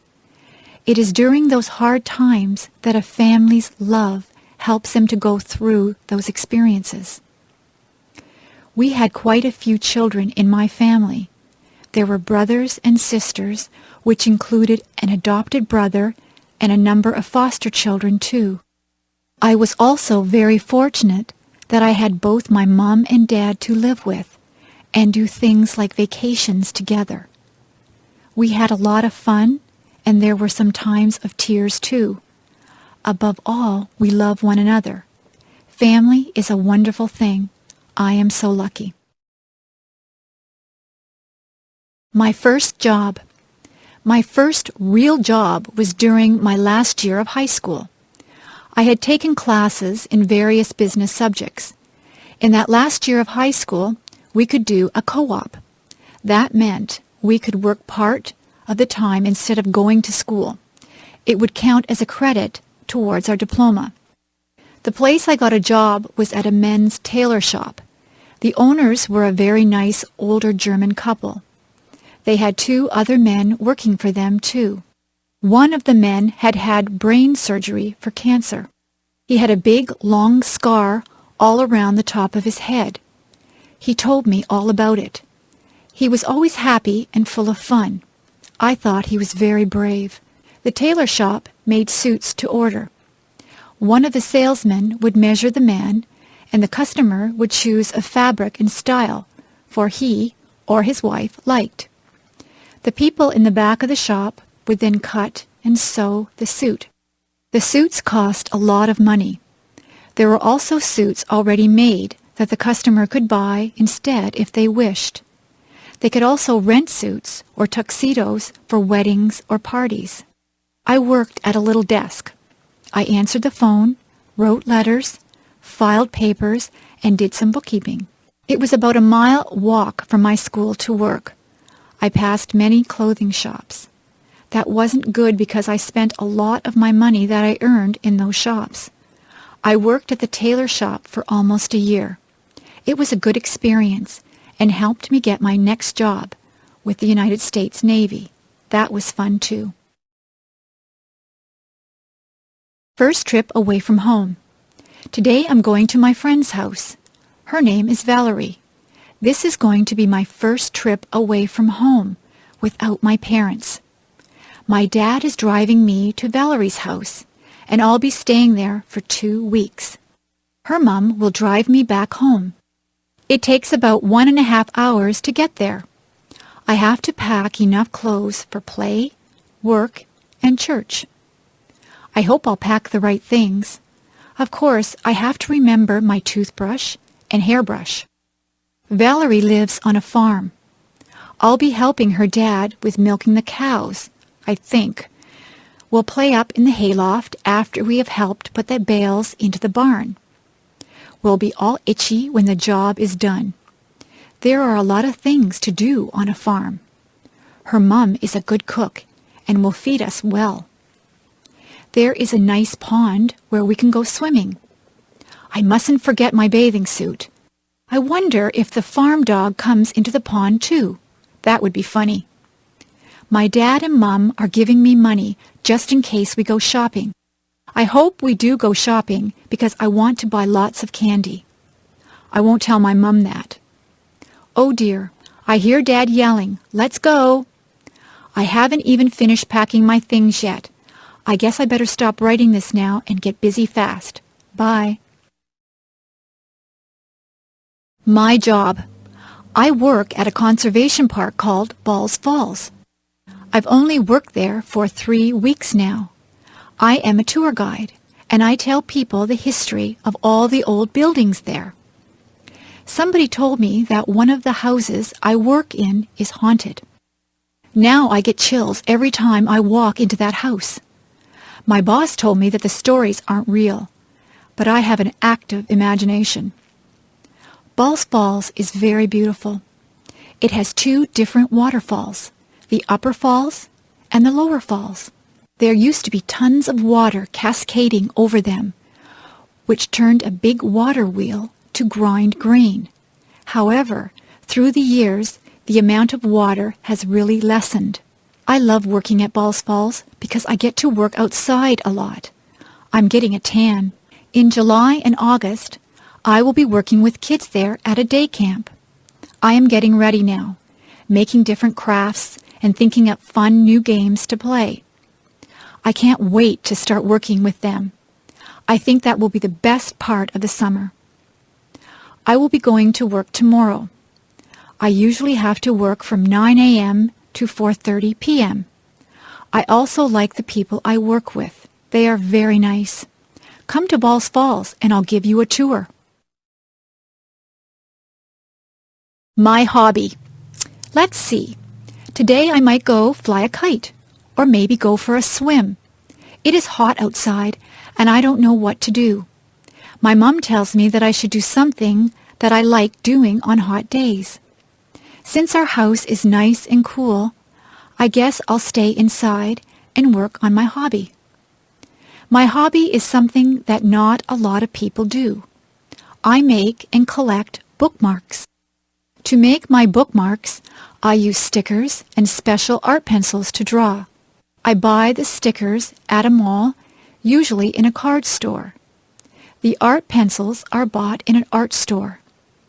To make the bookmarks, I start with a piece of paper.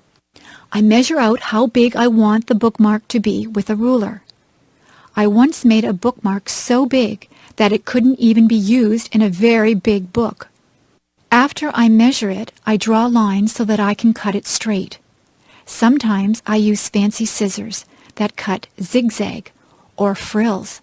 Then I start to decorate them. I like to draw cartoons and flowers on my bookmarks. Sometimes I even put real flowers on them. A lot of the time I write little sayings on the bookmarks. I like to give my bookmarks to friends and family. Sometimes I even sell my bookmarks to people. I like my hobby. I can draw whatever I want on the bookmarks. Maybe sometime in the future, I will be a famous bookmark maker and even have my own store. If I had $1 million. If I had $1 million, I'd travel the world. I would go to the highest mountain. I would swim the deepest sea. I would probably buy a lot of clothes because I love clothes. More than anything, though, I would want to visit Ireland. I want to see the rolling hills and the green, green grass that everyone talks about. When I think of Ireland, I think of where my family came from many years ago. I am almost all Irish, and I would love to see my family over in Ireland. If I had $1 million, I would buy a Mustang or a Pontiac Sunbird car. I would buy a nice house with a big backyard and an outdoor and indoor pool. I would love to take my family wherever they wanted to go. I would buy them wonderful presents, too. However, I know that money does not buy happiness. It does not buy you friends or family. It may bring some happiness only for the moment, but in the long run, your family is what will be there for you if you love them and are there for them. If I had to pick between $1 million and my family, I would pick my family. The $1 million is a nice dream. If that dream ever comes true and I do get a lot of money, I hope I would use it wisely. A picnic. What a great day for a picnic! We're not only having a picnic, we're having a big bike ride, too. We did this last year with a lot of friends also. It was really fun. We meet quite early in the morning in a pretty little town. The town is where the Niagara River flows into Lake Ontario in Canada. The town's name is Niagara-on-the-Lake. Then all of the people, 50 or more, get on their bikes or rollerblades. We go on a bike path beside the river. The path we take is about 11 kilometers or 6 miles long. There are a lot of people using the path, too.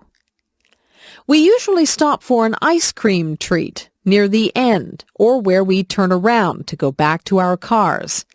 It is just before the park where we will have our picnic and a steep hill. Many of the men and boys go up the hill. Most of the women and children go back to their cars. The ride takes about 2 hours plus whatever time we take at the ice cream store. After the ride is finished, we go to the park. We have a delicious potluck lunch. Potluck means everyone brings some food to share with the others. We eat, rest, talk, and laugh. After we've cleaned up, some of us climb the tower that is there remembering a war at that place and its general. It is a steep climb, over 100 steps. We usually end the day with a fun game of baseball or soccer. Finally, we pack up our stuff. Tired and dirty, we head for home with good memories swimming in our heads. Working in my yard. I live in a house that has a small yard around it. In my yard there is a lawn and a garden. There is also a sidewalk that leads to my front door and a driveway that leads to my garage. Throughout the year, I work to maintain my yard. During the summer, I cut the grass that grows in my yard using a lawnmower. I like the smell of the grass when it has just been cut, but it's better not to cut the grass too short. When the weather is dry, I also put water on the lawn and garden so that the grass and flowers can grow. During the autumn, many leaves fall from the trees in my yard. I use a rake to collect the leaves from the lawn. Then I can put the leaves into bags. I can use the leaves to make fertilizer. When I was a kid, I didn't like the job of raking leaves, but now I don't mind it. Another job during the autumn is to remove flowers from the garden before cold weather arrives. During the winter, there is no work to do in the lawn or garden because they are covered in snow.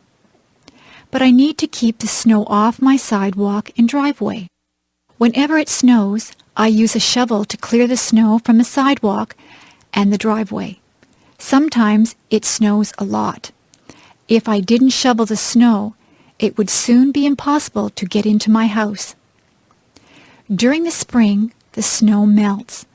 I clean up my yard by sweeping away the dirt and by removing weeds from the lawn and garden. I also put flowers back into the garden. It's nice to see them again after the long, cold winter.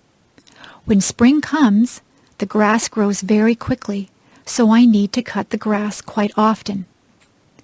Working in the yard can be very satisfying work. It's so nice when the lawn and garden are looking green and healthy. Early morning. Yawn. I'm so tired. I don't like getting up in the morning. I wish I could sleep in until noon. My mom has to come into my room and shake my feet. "Get up, you lazy girl," she says. "It's time to rise and shine. It's a beautiful day." I raise my head, mumble and turn over, putting my pillow over my head. My mom yanks my pillow from off my head and starts tickling me. "Okay, I'll get up," I shriek. The sun is so bright that I squint. I think I will go outside and play. I can't wait to get up now. My mom cooks me breakfast. I have eggs, bacon, toast, and orange juice. When I finish my breakfast, I brush my teeth, comb my hair, wash my face, and then change into my play clothes. I choose a bright pink and yellow tank top with jean shorts and blue sandals. My bike is in the garage where my dad keeps the cars and tools. As I pedal, my hair flies out behind me. I keep my mouth shut so that bugs don't get in. I am going down a big hill now. I can hardly pedal anymore. My legs are moving so fast. I hang onto my handlebars tightly. I don't want to fall off. I finally am able to slow down as the road becomes level. I turn a corner and decide to go back home. I realize I now have to ride up the hill. I know I will be tired when I get to the top. I think that I will have some water now before I start to go up. It tastes great. It is so clean and cold. Well, I know that I have a big trip ahead of me, so I need to get going. Bye-bye. The wedding. We went into the church and sat down. There were pretty flowers at the front. There was beautiful organ music playing. The church was full of people dressed up nicely. Everyone was waiting to see the beautiful bride walk up the aisle. A hush, an intake of breath. There she was.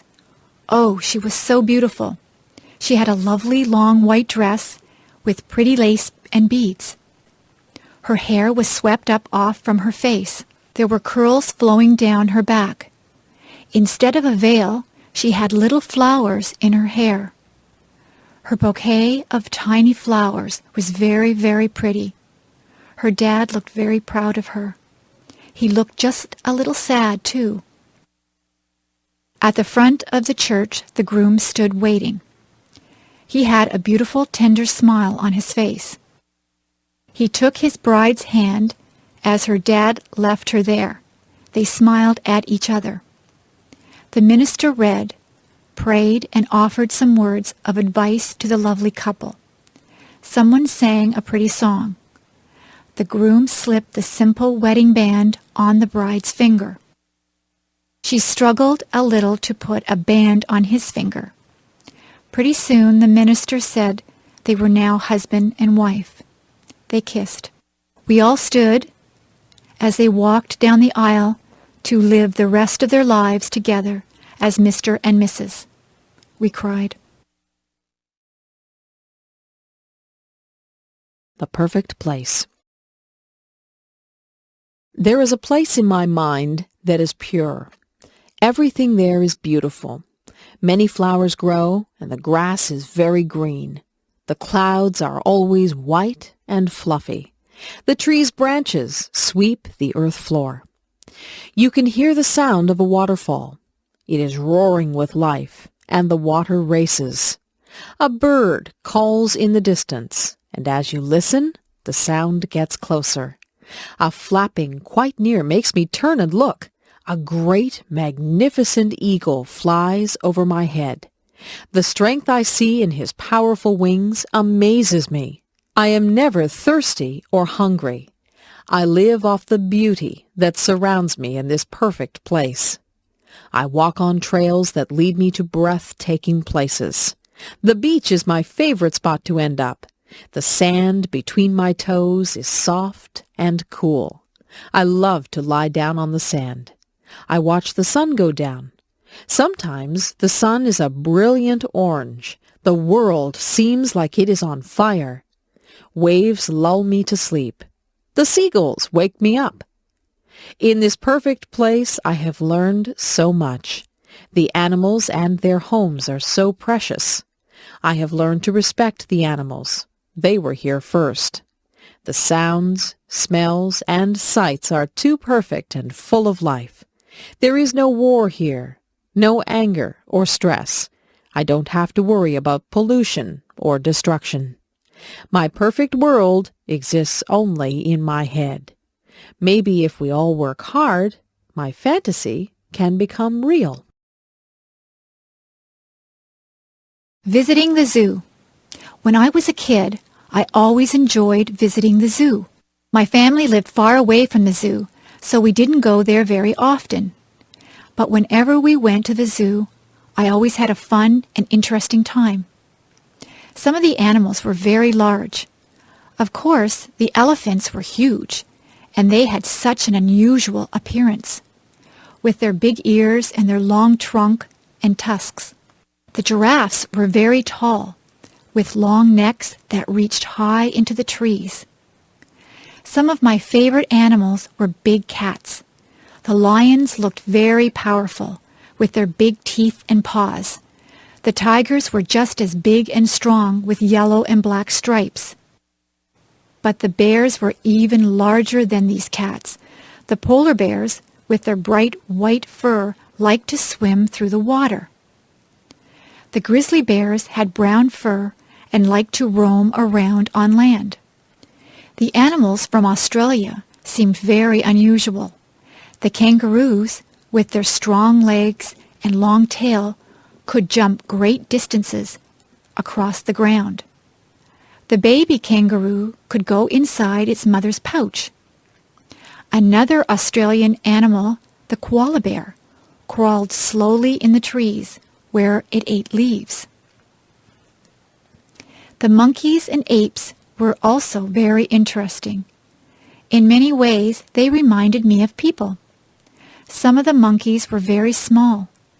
They could use their arms, legs, and tail to swing through the trees. Some of the apes were very large. The gorilla was the largest of all. Sometimes a big gorilla would stand up and pound his fists on his chest. To see all the animals at the zoo took almost a whole day. By the end of the day, I was very tired from walking around. But I was also very happy to see all the amazing animals from places around the world. The dentist appointment. My dentist called my house the other day. He told me I needed my teeth cleaned. I set up an appointment to see him on Saturday, June the 10th. When I got to my dentist's office, I had to sit in the waiting room. There were other people ahead of me. They finally called my name. I went into his room and sat down on a big blue chair. They leaned it back. A bright light was turned on. It hurt my eyes, so I closed them. My dentist asked me to open my mouth. I did. I thought my mouth was very big, but he told me to open it even wider. Soon he began poking around to see if I had any cavities. He flossed my teeth and put fluoride around my teeth too. The fluoride tasted like bubble gum. I had to spit into a dish-like bowl. It squirted out water. My dentist kept asking me questions. I couldn't answer because there were weird tools in my mouth. When I tried answering back, he seemed to understand, though. His helper came into the room.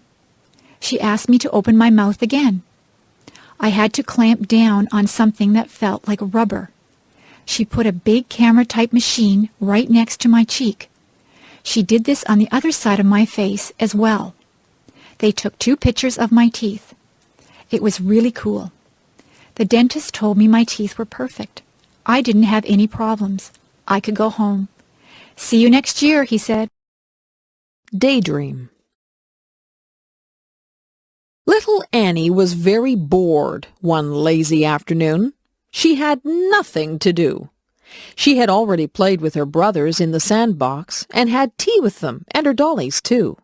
She had baked chocolate chip cookies with her mom and even tasted one. They were very good, she thought.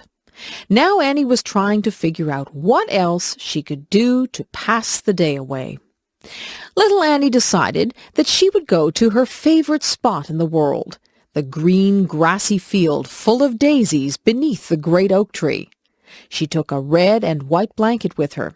She laid it down on the ground, and then she lay down on it. She lay there looking at the clouds, fluffy and white. She saw bunnies, huge gray elephants, and scary-looking crocodiles. Soon little Annie was drifting in and out of clouds and reality. The clouds started dancing with her, begging her to come and play. She got up from her blanket and joined the clouds.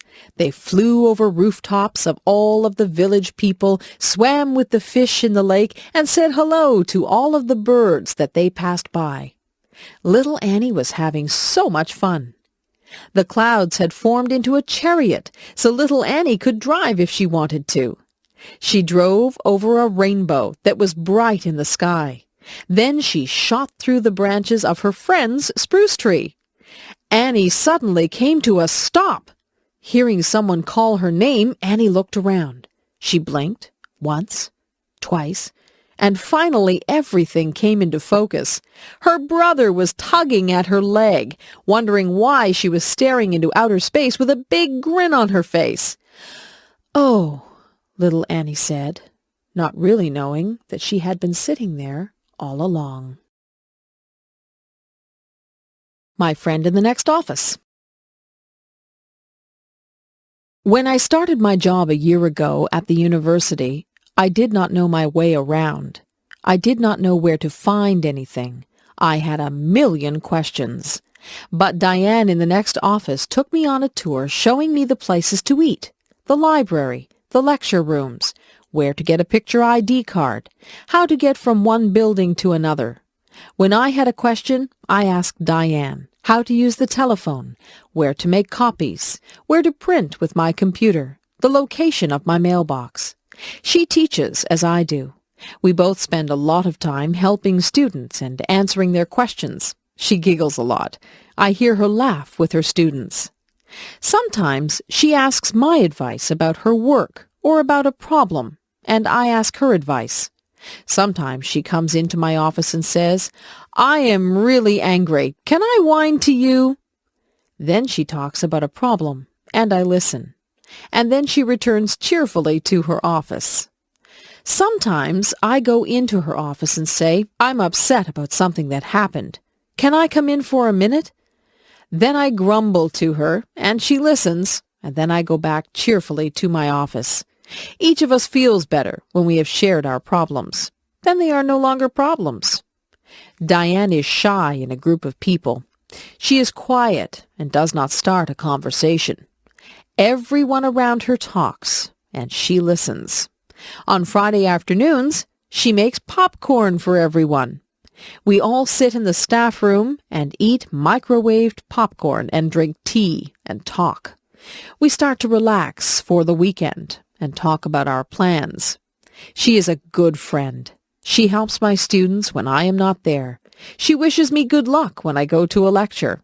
I am very glad that she can be my friend in the office beside mine. The Musician. There once was a little girl named Rain Angel. She loved to sit at the piano and play. Rain Angel was a very gifted girl. She had a voice that gave people shivers, and she loved to sing. As Rain got older, she continued to love music. Rain became involved in the choirs and bands at her high school. She loved performing in front of people. She couldn't help but feel the sense of power she had when she was up on stage, and there was always loud clapping when she finished a song. Rain soon went out on her own and looked for someone that could help her become famous. Rain wanted to share her talent with the world. She felt that her special talent for music helped people feel good. Rain went out into the big world and she did very well. She was always performing her best, and someone finally noticed her. Her new agent helped her to make her first album. Rain became famous because she never quit trying. Rain loved her new way of life. She continued singing and playing her piano. She was even taught how to write her own music. Rain Angel had always dreamed of becoming a celebrity. She always remembered her friends and family when she was famous because they had always believed in her. Rain Angel strove for a faraway place, and it became her reality. She always believed that what she wanted to become was her choice. She believed that if you have the strength and determination, you can make your dreams come true. The Circus. Wow! A big tent was in the middle of the town's parking lot. We were going to a 3-ring circus. I couldn't wait for it to begin. Inside and outside of the tent, toys, balloons, and food were being sold. All of the children were so very excited. Inside the tent, we found good seats so we could see everything. The band started to play loud music, and the ringmaster came out with a big tall hat on his head. In one ring, there were small animals, dogs, monkeys, and parrots doing tricks. The dogs were dressed in funny clothes, and so were the monkeys. They rode on bicycles, danced, and climbed ladders. There were wild tigers and lions in a big round wire cage.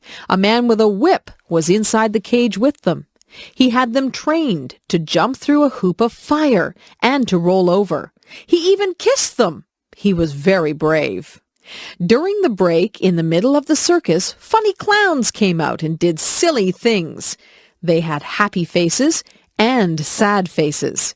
Some had big red noses that honked if you squeezed them. There were rides on elephants, too.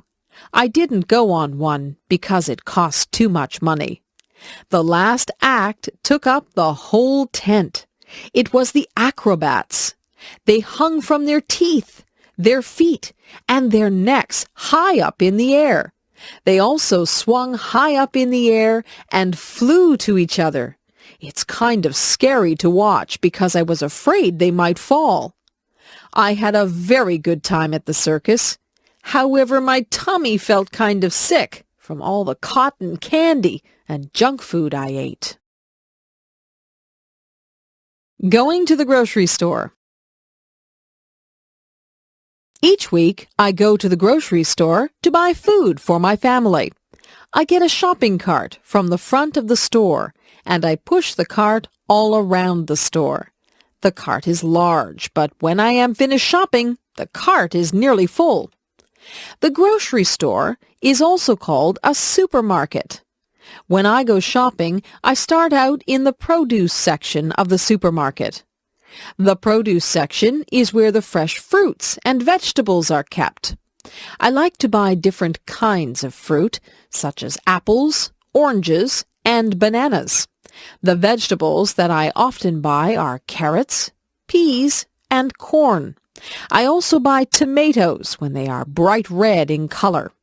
I often buy a bag of potatoes or a bag of rice. After visiting the produce section, I go to the meat section. Here I buy poultry, such as chicken and turkey. I often buy seafood, especially fish. I also buy beef, and sometimes pork or lamb. I also visit the dairy section, where I can buy milk and cheese. Sometimes I also buy ice cream or yogurt. When I have finished in the meat and dairy sections, I then move to the bakery section. This is where loaves of bread are baked and sold. There are many different kinds of bread in the bakery section. The bakery section also sells pasta, such as macaroni and spaghetti. And of course you can buy pies, cakes, and cookies in the bakery section. These foods are very sweet and tasty. I also pick up a few other things at the supermarket, such as soap, toothpaste, and cleaning supplies. But sometimes I forget to buy something that I plan to get. Maybe I should make a list of the things I need to buy. A day at the beach. When the hot summer weather arrives, many people like to cool off by visiting the beach. Often there is a cool breeze that comes off the water. And of course the water itself is cool and refreshing. One of the favorite activities at the beach is building sandcastles. Children use small shovels and pails to move the sand. They can build small forts and castles by carefully forming and shaping the sand. Building sand castles is a lot of fun, but you shouldn't build them too close to the water. A wave might come and wash your sand castle away. There are also many games that people like to play at the beach. Some people play catch with a small plastic disc called a frisbee. The frisbee glides smoothly through the air. Other people like to play beach volleyball in the soft sand. Some people prefer just to relax on the beach. They like to lie down on a blanket and feel the warm sunshine. I like to sit on the beach with an ice cream cone, but you have to eat it quickly before it melts. Of course, the main attraction of a beach is the water. Many children learn to swim at the beach and enjoy playing in the water. Some people like to swim vigorously. Other people like to relax in the water on an inflatable floating mattress. Other people just wade around in the water as a way to keep cool. When it is a windy day, some people try sports, such as surfing. Going to the beach is surely one of the best ways to spend a summer day. Making cookies.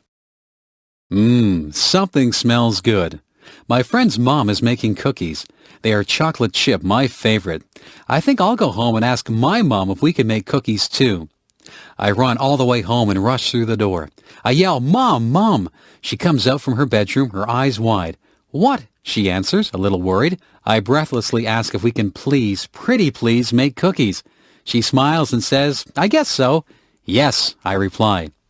First, Mom tells me to get out the cooking stuff. So I get out the mixer and bowl, the measuring cups and spoons, and the cookie sheets. Then she tells me to get out the recipe book. I remind her that the recipe is on the chocolate chip package.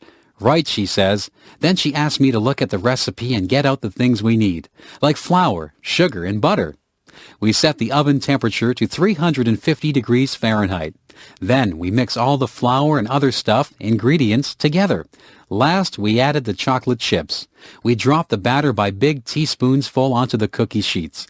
We set the timer for 12 minutes and just sit back and enjoy the good smell.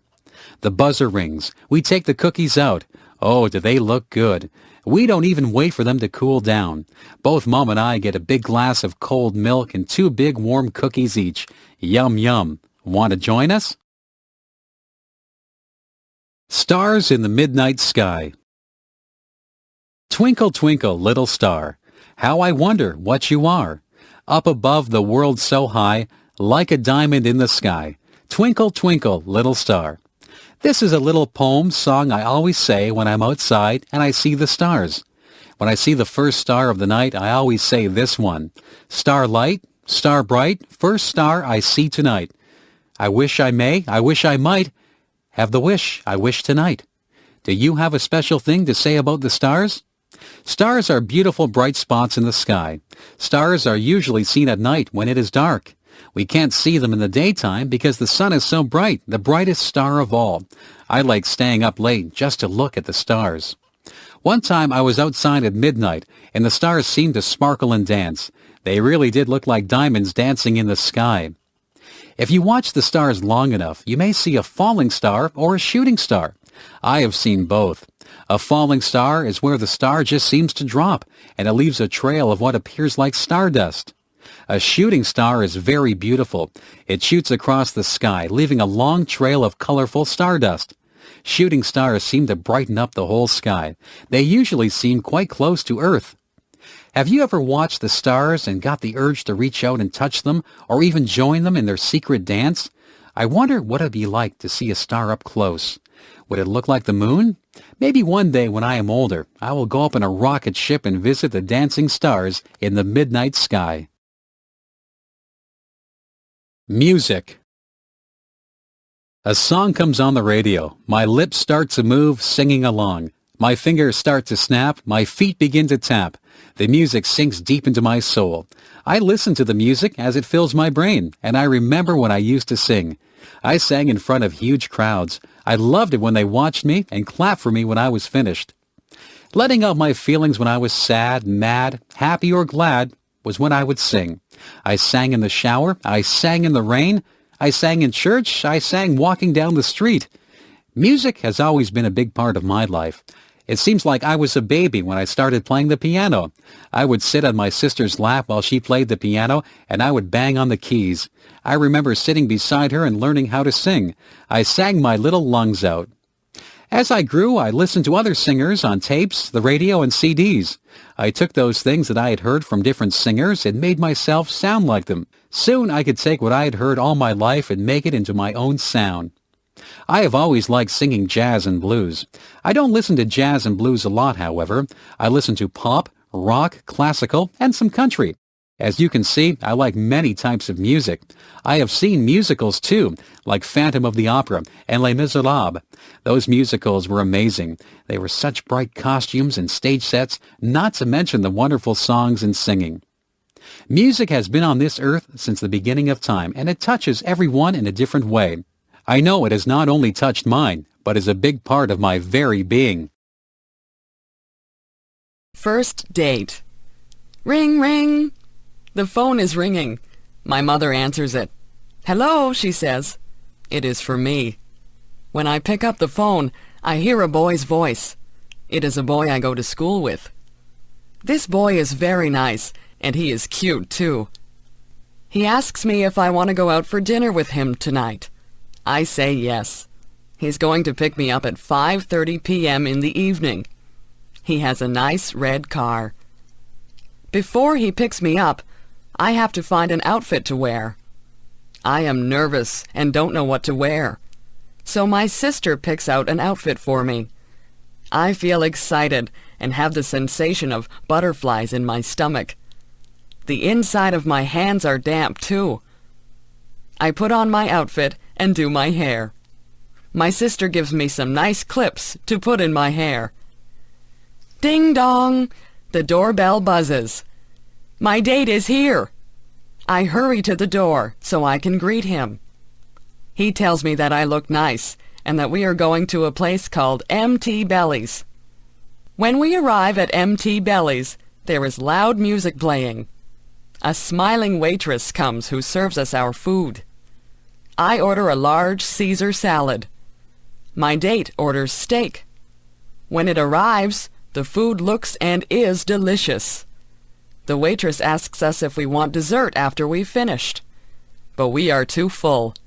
So we ask for our bill to pay. My date pays for the meal. I brought money just in case we would share the cost. When we leave the restaurant, we go for a walk by the river. It is a beautiful night. I am enjoying my first date. I am laughing and having fun. It is time for us to go home, so my date takes me home. I smile and thank him for the great time. I hope he'll ask me out again. University. It's time to sign up for school. This year, Natalie is going to Brock University. She has never been to university before. She is a little bit scared. She hopes she meets nice new friends. Natalie stood in line to get her picture taken. The picture was put on a card. The card was her picture ID, identification. She would use this card if she needed to buy books from the school bookstore, if she wanted to get a book from the library, or if she wanted to use the pool. After all of the signing up and money was paid, Natalie went out to lunch with her mother. "Mom, I'm kind of scared about going to school. I'm going to be the youngest kid there. I don't know how to take notes. The teachers might be mean." Natalie rambled on. Her mom just calmed her down and said, "Take one day at a time, Natalie. Worry only about today." You're right, Mom. Thanks." Natalie was very scared on the first day of school. She made sure she had all of the books she needed and lots of pens, pencils, and erasers. She walked into the front of the building and went on her way to try and find her classroom. Natalie got through her classes and met a lot of new people, nice people. Her classes seemed to go by really fast, and the day went by even faster. When Natalie got home, she was so excited. She told her mom that classes weren't all that scary. The students and the teachers weren't scary either. Natalie knew that the schoolwork would be hard, but she felt good about the people she had met that day. She knew she'd have a good year. School dance. It is the first school dance that I have ever been to. All of the boys are standing on one side of the gymnasium, and all of the girls are on the other side. There is loud music playing, and I can hardly hear my friends talking. The music is going fast, and some people are starting to move to the beat of the song. Soon all the girls are dancing, but the boys are still standing against the wall. Then the song ends, and slow music comes on. I don't know what to do, so I just go and stand against the wall. Then one of the boys in my class comes over and asks me if I would like to dance to the slow song. I really feel awkward and nervous, but say yes. We go out into the middle of the gym, and he puts his hands on my waist, and I put my hands on his shoulders. We start to move to the music, and we step on each other's feet. He is bigger than me, so my toe starts to hurt a little bit. As we continue to slow dance, more boys and girls come to the middle of the gym to dance together. It sure is funny to watch people dance because they are stepping on each other's toes and bumping into each other and turning in opposite directions. Soon the song ends, and the boys go to one side of the gym again. The girls decide that they want to dance to a fast song, so they stay in the middle of the gym and dance with one another. Our teachers are making sure that we are behaving because they are watching us. I wonder if they want to dance. They probably are remembering their first school dance. I wonder if someday I'll be grown up, just like the teachers, and laughing at the memories of my first school dance. I sure hope so. Health. Our health is very important to us. People can have good jobs, money, or good looks. However, if they become sick, those things don't mean a thing. It is wonderful to feel good. Feeling good isn't just about our body. It is also about our mind and spirit. We need to feel good in every area of our life. One of the things we can do to be healthy is to get enough sleep. If we don't sleep well, or enough, it hurts our body. It is during sleep that our body restores itself. Everybody knows we should also eat good foods. We need milk products, meats, fruits, and vegetables and breads and cereals. We shouldn't eat too much fat or sugar things either. Of course, we just shouldn't eat too much at all. Another thing that is very important is water. Most people... And we need to keep that replaced with good water, often. Exercise is very good for both our body and mind. It is good for our heart, lungs, muscles, and bones. It gets oxygen to our brain to help us think better. It can help us be smarter. Doing things that we believe are right and good gives us peace inside. It makes us nicer people and is good for our spirit. When we do what we know is right, it helps to reduce stress, which isn't good for any part of us. When we take care of our body, mind, and spirit, we feel good all over and inside too. What a beautiful world this would be if we could all work at doing these things for ourselves and also trying to be a help to others. Halloween. Ghosts, goblins, witches, princes and princesses, kings, queens, skeletons. So many of these things are walking down my street. Oh no! They are coming to my door. The doorbell chimes, and I slowly open the door. There, standing on my front porch, is a little ghost and a cute little witch. They hold up a bag and say, "Trick or treat." I put candy into their bags, and they smile and say, "Thank you." Every October 31st is Halloween. That is when children dress up as different things. Not just funny people, but things like animals or fruits or vegetables. They go from door to door and get different candies or little toys from the people in the houses. Some children, who are not very nice, will do naughty things to houses where people are not home, like throwing eggs at their windows. I think that is bad. Sometimes people decorate their houses for this day. Some of the houses can be pretty scary. They'll have scary noises coming from a tape recorder, too. However, it's only for a few days out of the year, so we may as well have fun with it. This year my brother is dressing up as a skeleton, and I'm dressing up as a bride. I am wearing my mom's wedding dress. It is fun dressing up in costumes and putting on lots of makeup. Sometimes our friends don't even know who we really are. The best part of Halloween is the candy, of course. I once got an entire garbage bag full of candy. My mom and dad took it away because I was eating too much. Mom gave me a piece of candy every day, though. If you eat too much candy, you can get a stomach ache. You need to remember to brush your teeth often, too, so you don't get cavities. Still, that candy sure does taste good. Well, it's time to go trick-or-treating, so off I go, door to door, getting yummy candy and hearing people say, "Oh, aren't you pretty?" New Year's. 10, 9, 8, 7, 6, 5, 4, 3, 2, 1. Happy New Year! What is New Year's? Well, to me, a new year is when the date of the year changes. This year it is 2001, and on December 31st at midnight, it will change to 2002. I wonder who invented the changing of the years, and how it was made the way it is. It must have been someone a long time ago, since it's already 2001. When New Year's comes closer, a lot of people talk about New Year's resolutions.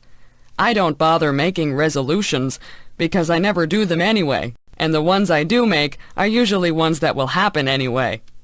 I guess it's just common sense. The biggest reason why I like New Year's is because of the fireworks that we have here in Canada and many other countries too. You should see some of the fireworks that go off. There are many different colors. There's pink, blue, purple, yellow, green, red, even white, silver, and gold. Fireworks make loud bangs, squeals, siren sounds, and sometimes all at once. There are lots of different sounds, but I can't even explain what they are all like. Fireworks are best when it's very dark outside. They light up the whole sky. Sometimes they look as though they are going to fall on you. I like New Year's because it's fun in other ways, but the fireworks are the best. You can buy fireworks to use for your own fireworks show. However, you have to be careful that no one gets burned or hurt. Usually there are parties at New Year's. Some people really dress up fancy and even wear masks. They don't know who one another is until midnight when they take their masks off. As midnight comes very close, everybody begins to count down, and then everyone yells out, "Happy New Year's!" and bangs pots and pans or rings bells or honk horns. Join me in the countdown on New Year's Eve.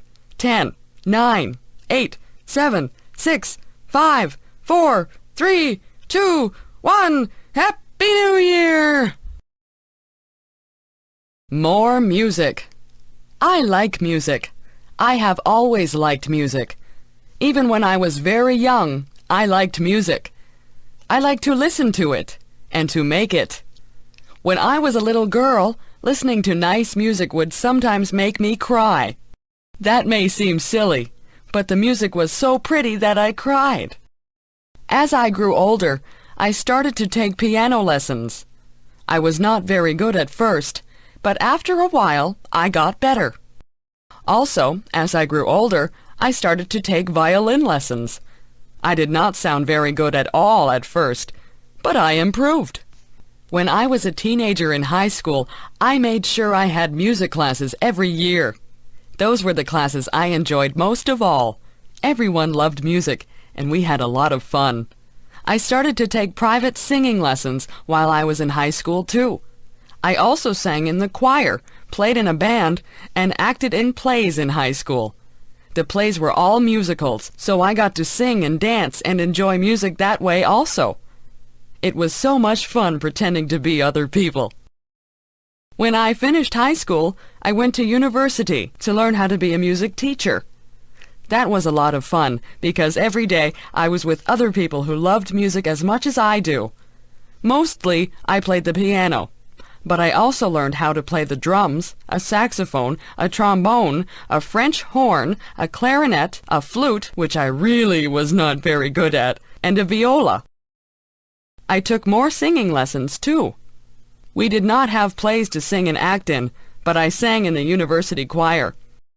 Some years, I played the piano for other students who were learning other instruments. One year, I played duets with another girl who was also there to play piano. She and I made sure we played fast, funny songs, so we really enjoyed ourselves doing it.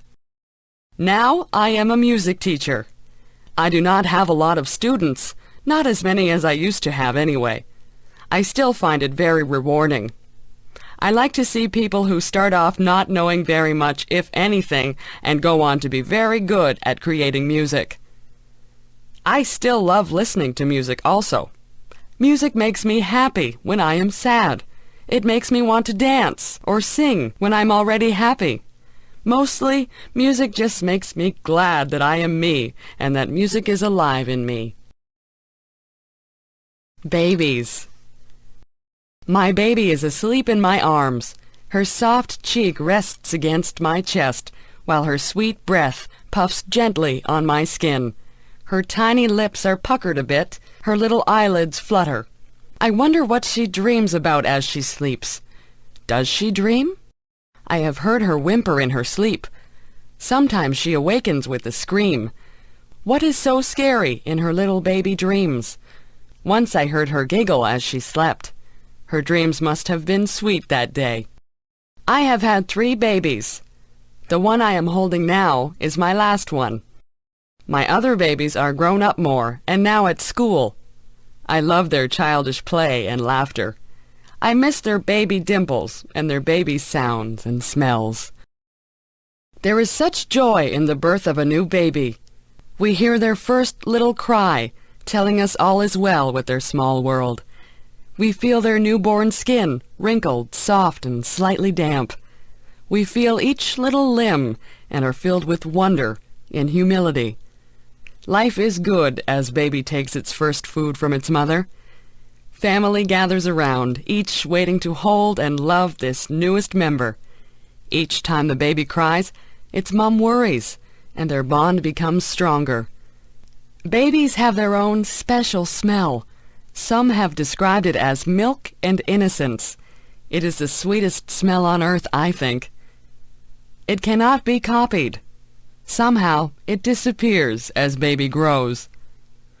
I love to hear my baby talk. Once in a while, I can even understand a little bit. She is so serious in her baby talk that I just have to pick her up and hug her. I love to hear her say, "Mommy." When my baby is tickled, or when the dog or her big brothers do something funny, it is so sweet to hear her baby laugh. It's such a cute little giggle. Sometimes she laughs so hard, her face turns red, tears come to her eyes, and she falls down weak with the laughter. Those who watch her can't help but laugh too. I hope she always laughs so easily. The parents watch with pride and joy as baby grows and has many firsts. There is the first time baby sleeps through the night, rolls over, smiles, laughs, hugs and kisses. Then there is the first tooth, crawling, first step, and first word. With each new first, the baby becomes less a baby. These steps are a little sad to parents, too, because they know they're losing their baby. However, to a mother, even an adult child is still her baby. My baby is not perfect. Sometimes she gets mad or whines for no reason. But to me, she is still beautiful. Her smiles more than make up for her tears. Her hugs wipe away when she's been bad. I intend to cherish each moment with my baby while I can. Bedtime. I am almost 9 years old and my bedtime is 8:30 p.m. I think that is so unfair. I think I am old enough to stay up until at least 9 p.m. My parents say that I have to go to bed early because I have school the next day. I can't wait until I am grown up and can stay awake as long as I want. Even though I think I should be able to go to bed later, I do like our nighttime routine. At about 8:15 p.m., my mom sends us upstairs to put on our pajamas. When we come back downstairs, we read together. Sometimes Mom will read to us, and sometimes we will read to her. If Dad is not working, he will sometimes read too. Mostly it is Mom we read with, though. When we read, Mom helps us with words we cannot read. We have to try and sound the word out, but if we are really stuck, she will help us. If we come to a place in our reading where we do not understand the meaning of what was written, we stop reading and look at Mom. She will tell us what it means or help us figure it out on our own. After we are finished reading, we say goodnight to everyone in the house. First, we say goodnight to Mom and give her a hug and a kiss. Then we do the same for Dad, then our little sister, and then our dog. Afterwards, we go upstairs and brush our teeth. I have to do special stretching exercises for the muscles in my chest and legs, or I get pains when I run and play. I do my stretching before I get into bed. After my exercises, either my brother or I turn off the lights. We share a bedroom, so we take turns turning the light off. Before we get into bed, we say our prayers. After we get into our beds, my brother and I talk to each other for a long time. We tell each other about our day or about what we hope will happen in the future, about our friends and all sorts of other important things. After a while, we get so tired we just fall asleep in the middle of talking. Even though we go to bed at 8:30 p.m., we talk so long we don't go to sleep until about 10 o'clock p.m. I still do not know why I have to go to bed so early when I'm not even tired. Why do I like mathematics? Sometimes there is a problem in life that has no answer. Perhaps a child has trouble learning. Perhaps someone becomes ill. Perhaps there was love, but now there is conflict. These problems are hard to solve. There is no single answer. Many people have opinions on what is the best answer. But in mathematics, there is an answer, a single answer that is right. There is no doubt. There is no argument. This answer is right. If we ask, what is 5 plus 7? The answer is 12. If we ask, how do you raise a child? The answer would depend on the child and the parents. Sometimes there is more than one way to reach an answer. Imagine we want to find the area of a triangle. The triangle has a right angle. The two sides surrounding the right angle are 20 millimeters and 30 millimeters. The formula for the area of a triangle is 1/2 of base height. We could consider the 20 millimeter side as the base and 30 millimeters as the height. We could consider the 30 millimeter side as the base and the 20 millimeter side as the height. Both ways would produce the same answer. The area is 300 square millimeters. Alternatively, we could consider the base as the third side of the triangle, and then we would have to draw a height and measure it. The height would be neither 20 nor 30. But still, we would end up with the same answer. In math, the answer does not change. Another reason I like math is the way it brings order. There can be a whole set of numbers or a whole set of measurements that mean nothing until mathematics organizes them into a pattern. An average number can be found. Graphs can be drawn. The spread of the numbers and probabilities of a certain number happening can be calculated. This is like having a whole lot of dirty dishes after supper. Applying math is like washing and sorting the dishes and putting them back into the cupboard. Math is a powerful tool. Math should be our friend, and we will find more ways to use it to better our lives. My sister's visit to Canada. My sister had never been to Canada, but came for a visit last April. I picked her up at the airport in Toronto and drove her through the traffic and multi-lane highways, past the grapevines and peach trees to Niagara Falls, where I live. She was very tired from the flight and soon slept. The first day, we walked to see the falls. The spray from the falls drifts high into the air and across the people standing to watch. There are people from all over the world watching the water and using their cameras. Because it was April, there was still ice beside the water, huge chunks of ice that looked like white rocks. In the river, there were floating pieces of ice moving downstream. The next day, we went to the town where the Niagara River joins Lake Ontario. The weather was warm. We walked a long way, and our feet were hot, so we went down to the edge of the water to put our feet in. One toe in was enough. The water was so cold it made our feet ache. A piece of ice drifted beside our feet. I put one foot in for a second, then out, as the pain of the cold went right through me. My sister could not understand how it could be so warm, but there was still ice. Another day, we went to see my daughter. She is living on a farm, an hour's drive away. We walked through her trees.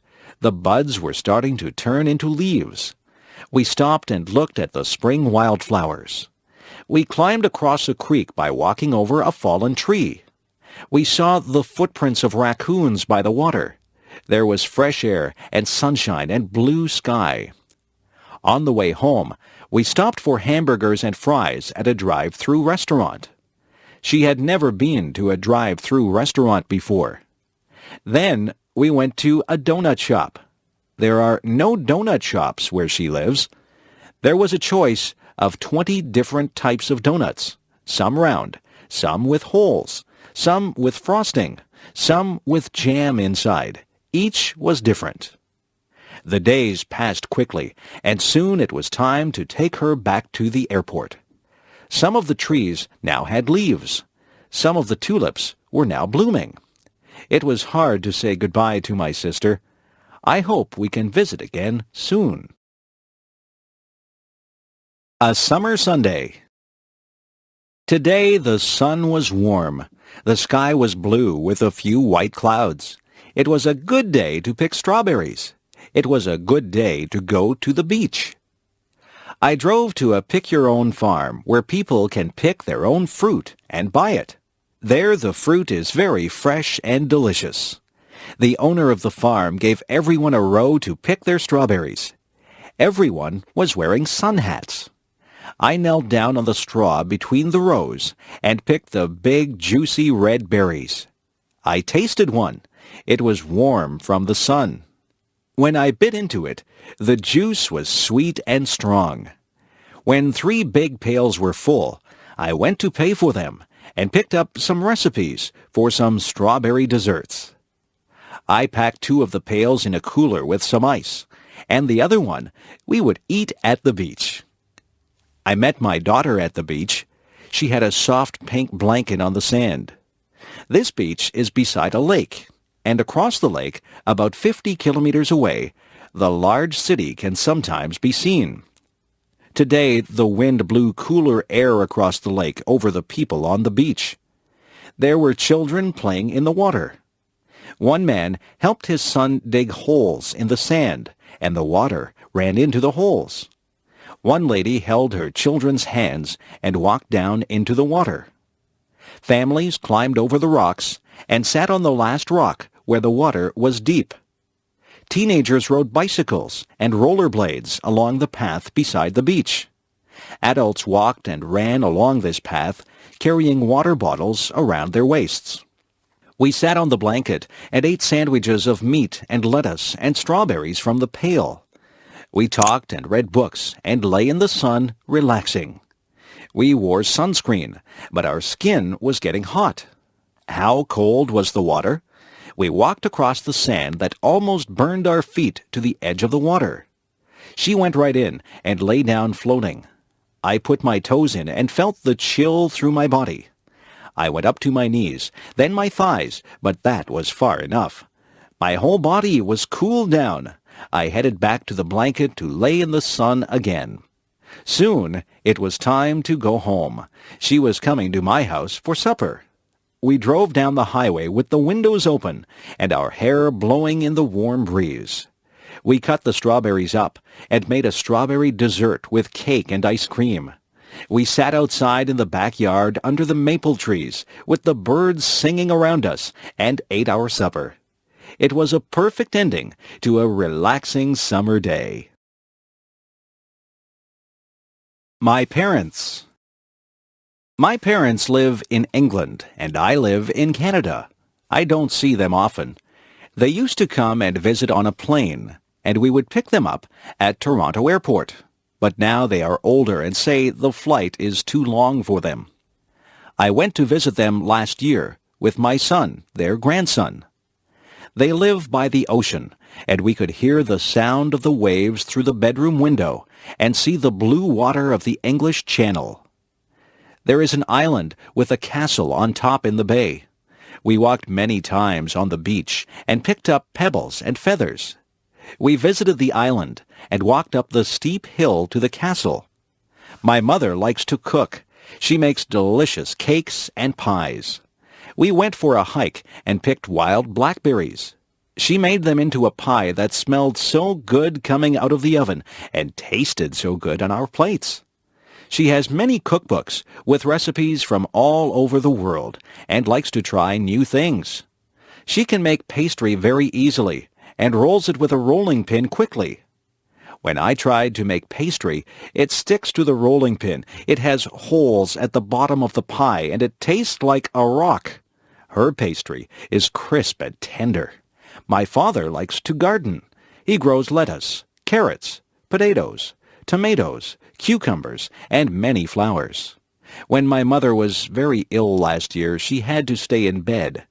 He planted roses outside her bedroom window, so she could open the curtains and see them.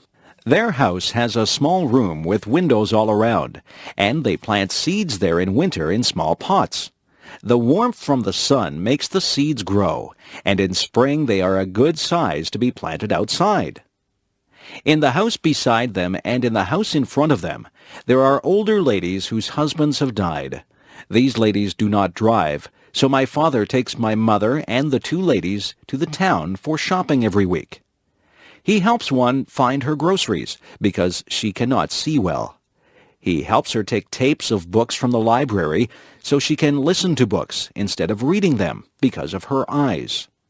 He helps them cut their grass and fix anything that is broken in the house. I am very proud of my parents. They are over 80 years old and often hurt when they move around, but still, they help other people and they help each other.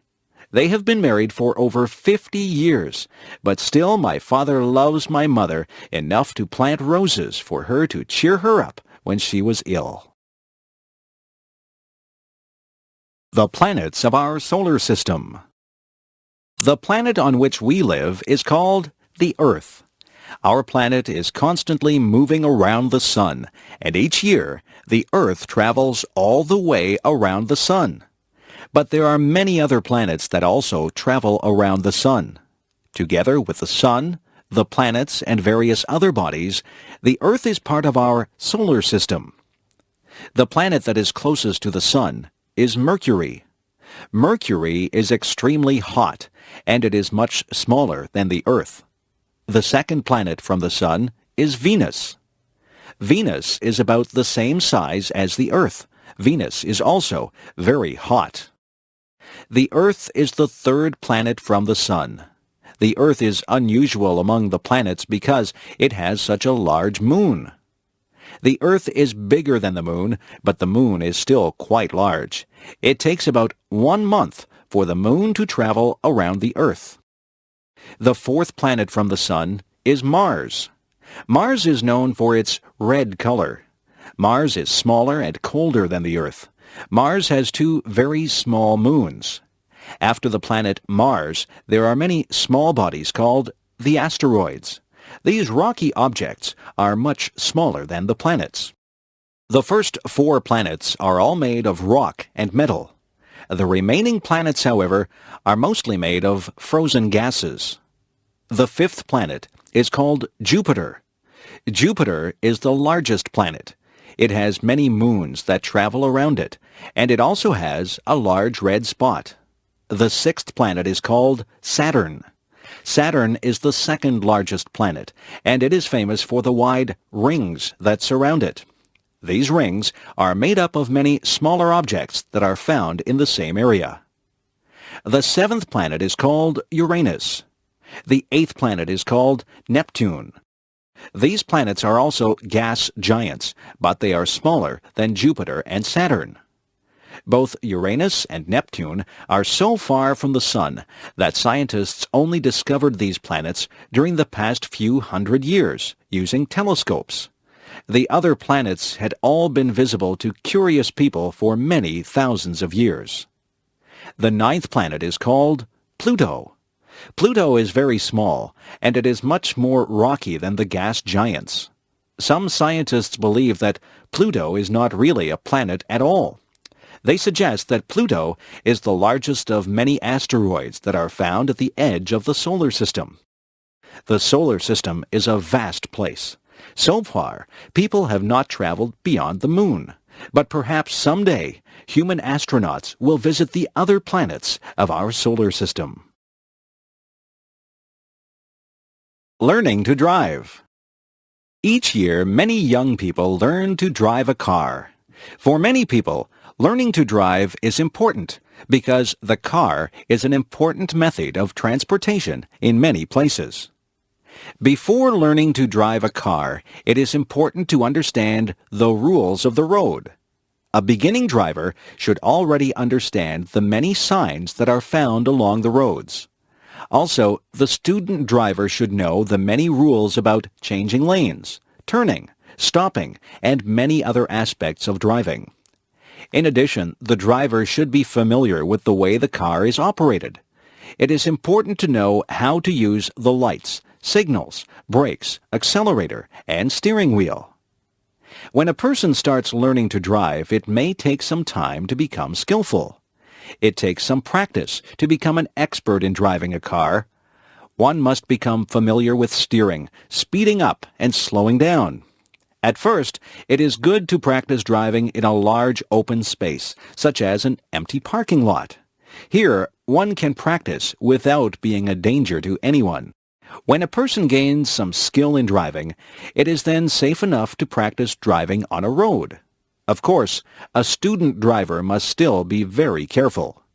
He or she should always have an expert driver in the car with him or her.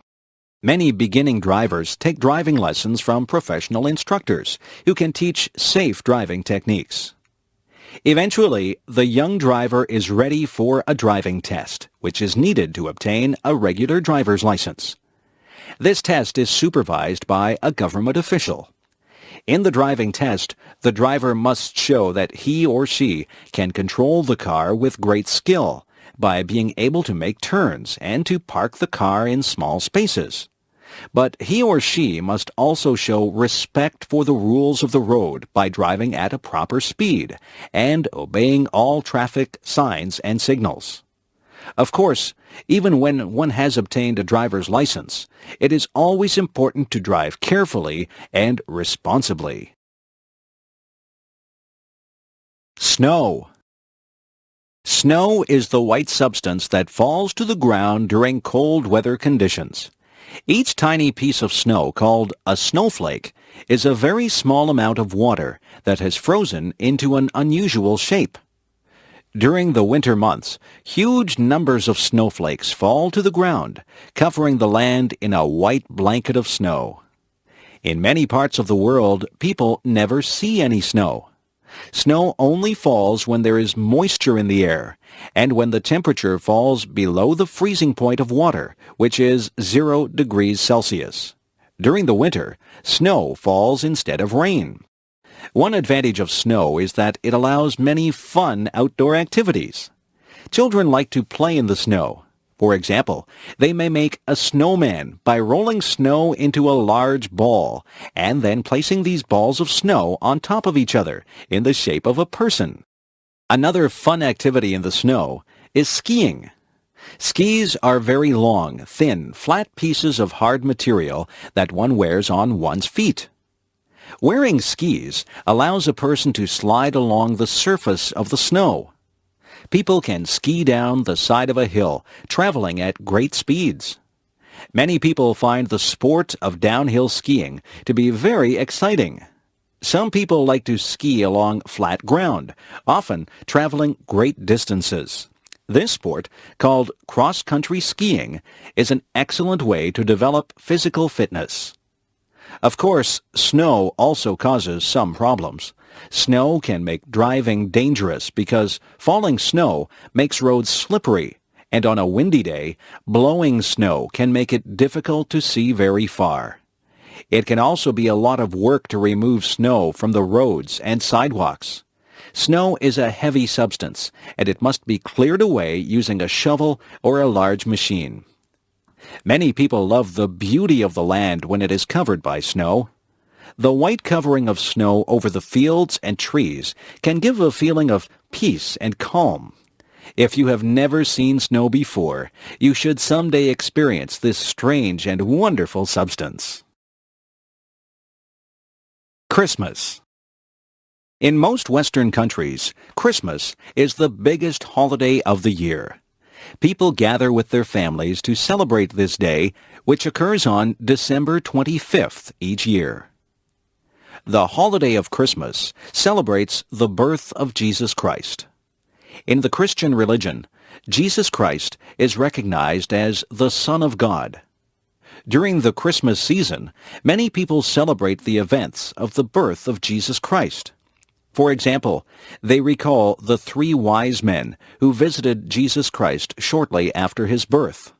Also, they recall that Jesus Christ was born in a manger, a place where horses are kept, because his parents could not find a place to stay. In Western countries, Christmas is also celebrated by many people who are not religious. People view Christmas as a time for being together with one's relatives. Children, parents, and grandparents gather to exchange presents and to eat special foods. The tradition of giving gifts at Christmas is unusual in one way. When children go to bed on the evening before Christmas, they hang large socks called stockings in their house. When they wake up on Christmas morning, the stockings have been filled with toys and candy. According to tradition, the presents have been given by a fat man who wears a white beard and a red suit. This man, called Santa Claus, flies around the world in a sled that is pulled by reindeer.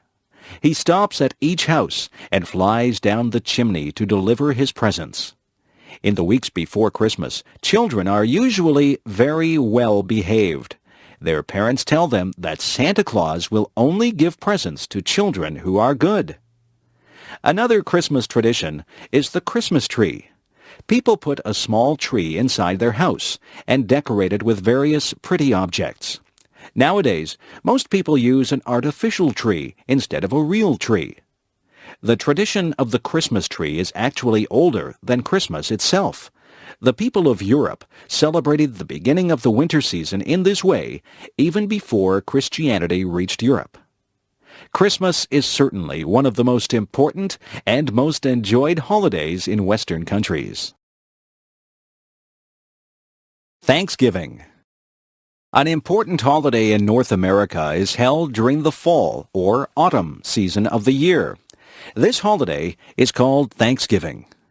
At this time of year, people join with their relatives to reflect upon their good fortune. Thanksgiving is a holiday that has a long history in North America. It was first celebrated when English settlers arrived in the eastern part of what is now the United States during the 17th century. When they survived the first hard year, they celebrated and gave thanks to God. They invited some of the native people to their Thanksgiving celebration because the native people had helped them to survive during the hard winter. The tradition of celebrating Thanksgiving continued and spread throughout North America. Each fall, during the time of the autumn harvest, people celebrated Thanksgiving. They gave thanks for the food of the harvest and for all the good things in their lives. Today, the tradition of Thanksgiving celebration continues. Families gather to eat a large bird called a turkey. They also eat pumpkin pie. This is a sweet dessert that is made from a large orange vegetable that grows on the ground. In the United States, Thanksgiving is celebrated on the fourth Thursday of November. But the following day, Friday, is also a holiday, and then comes the weekend. In Canada, Thanksgiving is celebrated on the second Monday of October. The reason for the earlier celebration in Canada is that the weather is colder than in the United States. This means that the harvest happens earlier in Canada, so Thanksgiving is held at an earlier date. But in both countries, Thanksgiving is a very pleasant time of year. Halloween. The holiday called Halloween is celebrated on October 31st of each year. Halloween is not an official holiday. Everyone goes to work or to school on Halloween, just as on any other day. But Halloween is still one of the holidays that children like the most.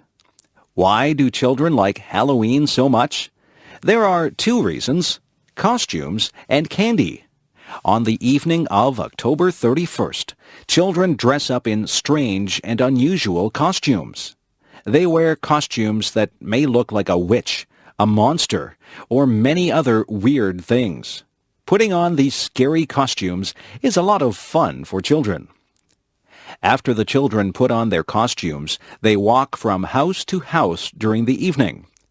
The children carry large bags with them.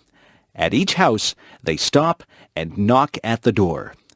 When an adult opens the door, the children shout, "Trick or treat!" The adult who opens the door pretends to be frightened and then puts pieces of candy into each child's open bag. At the end of the evening, the children have visited many houses and have collected much candy. During the next several days, they can feast upon the sweet candies that they have received. Another Halloween tradition is very unusual. In each house, a family gets a very large, round orange vegetable called a pumpkin.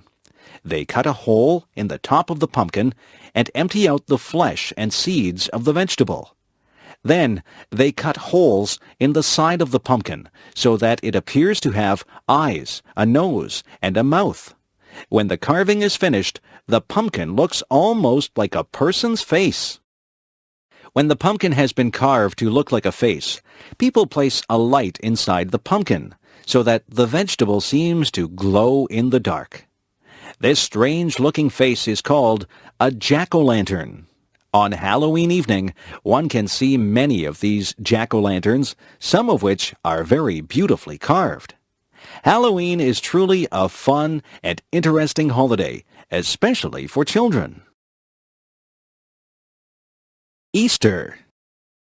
Traditionally, Easter has been one of the most important holidays of the Christian religion.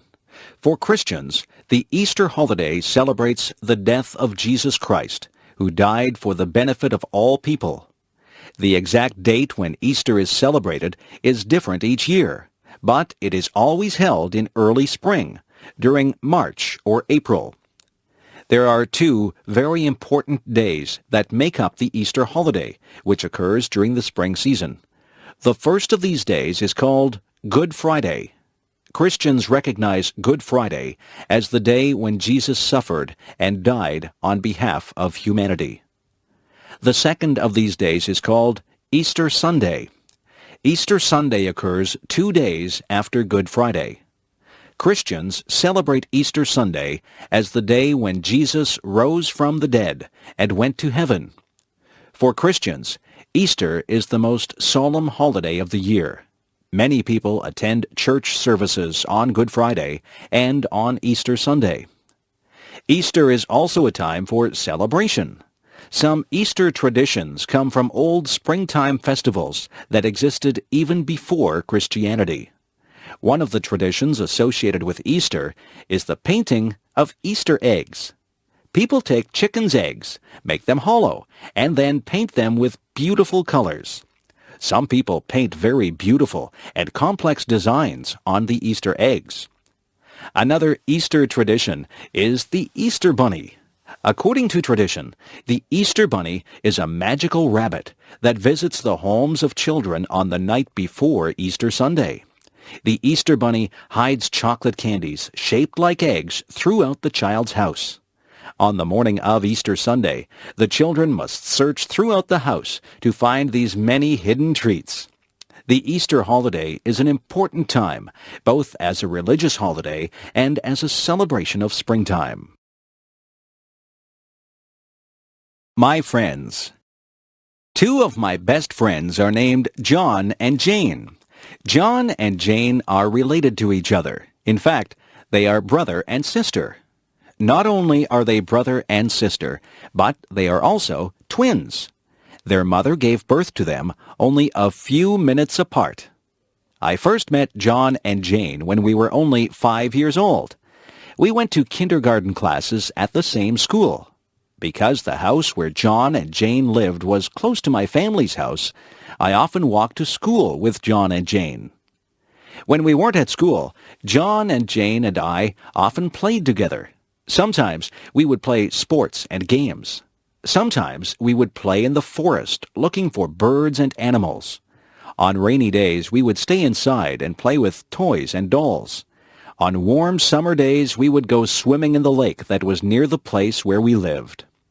I often visited John and Jane at their house. On many occasions, I had lunch at their place. John and Jane's parents were very nice to me. Of course, John and Jane often visited my house, too. My parents enjoyed it when John and Jane came over for lunch. When I became older, I remained friends with John and Jane. Sometimes we would study or do our school homework together.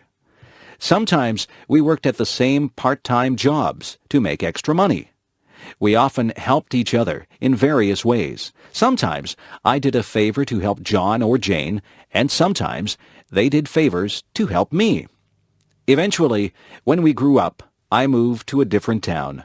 Both John and Jane also moved to different places. But I am still good friends with John and Jane. 2 years ago, I went to Jane's wedding, and last year, I went to John's wedding. I think I will probably always be friends with John and Jane. Having friends is very nice. I am very lucky to have had good friends such as John and Jane. Hobbies. Hobbies are activities that people do in their spare time for the sake of enjoyment. A hobby usually involves work of some kind, but the work is fun for the person who does it. Some people enjoy their hobbies very much and like to spend much time on those hobbies. There are many different hobbies that people enjoy. One of the most popular hobbies is gardening. Many people enjoy growing beautiful flowers or tasty vegetables in a garden near their house or apartment.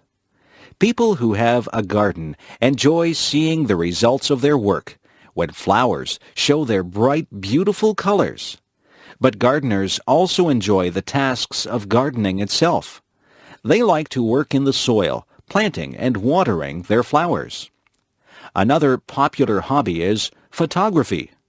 Some people enjoy taking pictures of the people and places around them.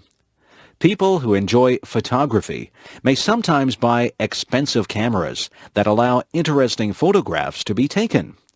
But even people who have only a basic camera can still take beautiful pictures.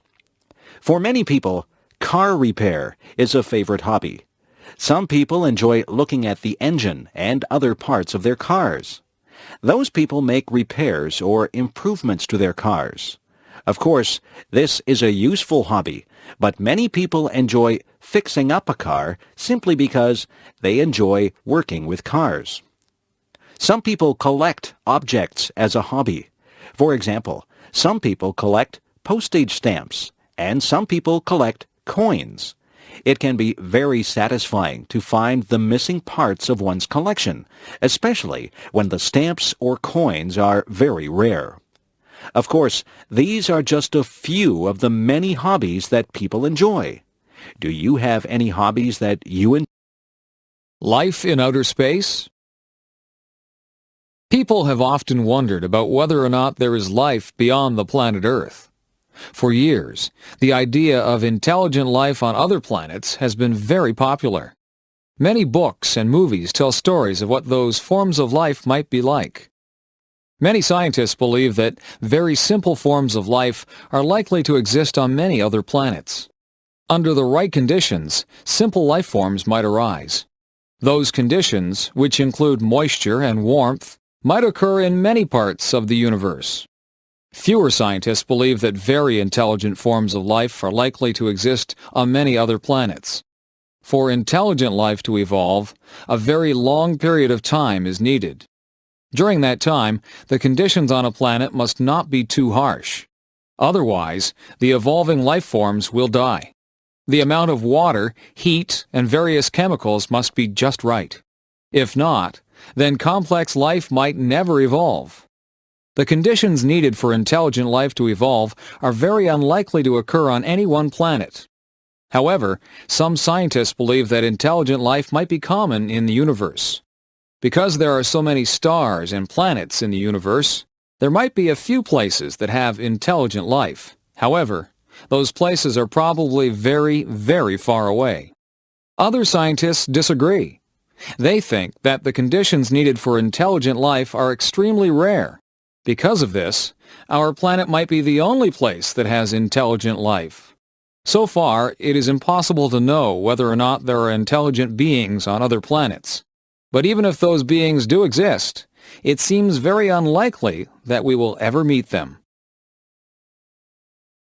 Reading the newspaper. I often enjoy reading the newspaper. In my city, there are 3 different newspapers, and I look at different newspapers on different days. I find that each section of a newspaper has some interesting information. Most newspapers contain several sections that can be easily removed from the rest of the newspaper. The main section is found at the front of the newspaper. This section usually contains the most important news from around the world, from around the nation, and from the local area. Sometimes the main section also includes some pages that contain opinions about the news. The editors of the newspaper write an editorial opinion. Other writers provide many different opinions about current events. Also, some readers of the newspaper write letters to the editor in which they express their opinions. Another popular section of the newspaper is the sports section. This section contains information about many different sports events. The sports section provides scores and results from many games and competitions. Another section of the newspaper contains information about entertainment and the arts. The arts and entertainment section tells readers about new movies and plays. It also describes new books, music concerts, and art exhibits. Most newspapers also have a business section. This section provides information about new business deals and about the stock market.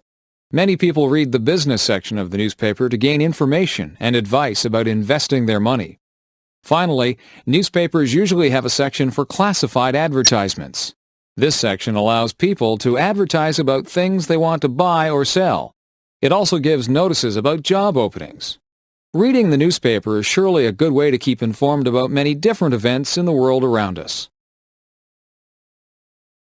Summer jobs.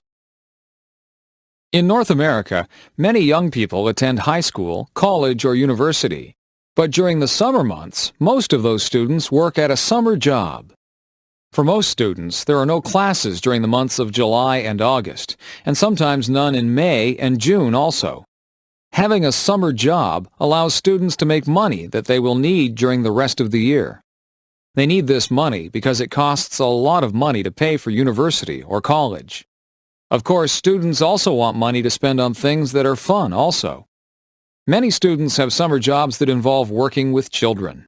For example, some students work at children's camps, where they teach children various skills and games. Some students work as lifeguards at swimming pools and at beaches. Some students do heavy work in their summer jobs. For example, some students find jobs as construction workers. Other students work in factories, and some students work on farms. There are other students who find jobs mowing lawns or collecting trash. Quite a few students work in stores. Some of these students have jobs as cashiers, and some have jobs putting products on store shelves. Other students work in restaurants, as waiters or as cooks. Other students work in offices. Some of them work as assistants for other employees. Their tasks might include typing letters, programming computers, or delivering mail. Some students enjoy their summer jobs very much, and they find those jobs to be a pleasant break from studying.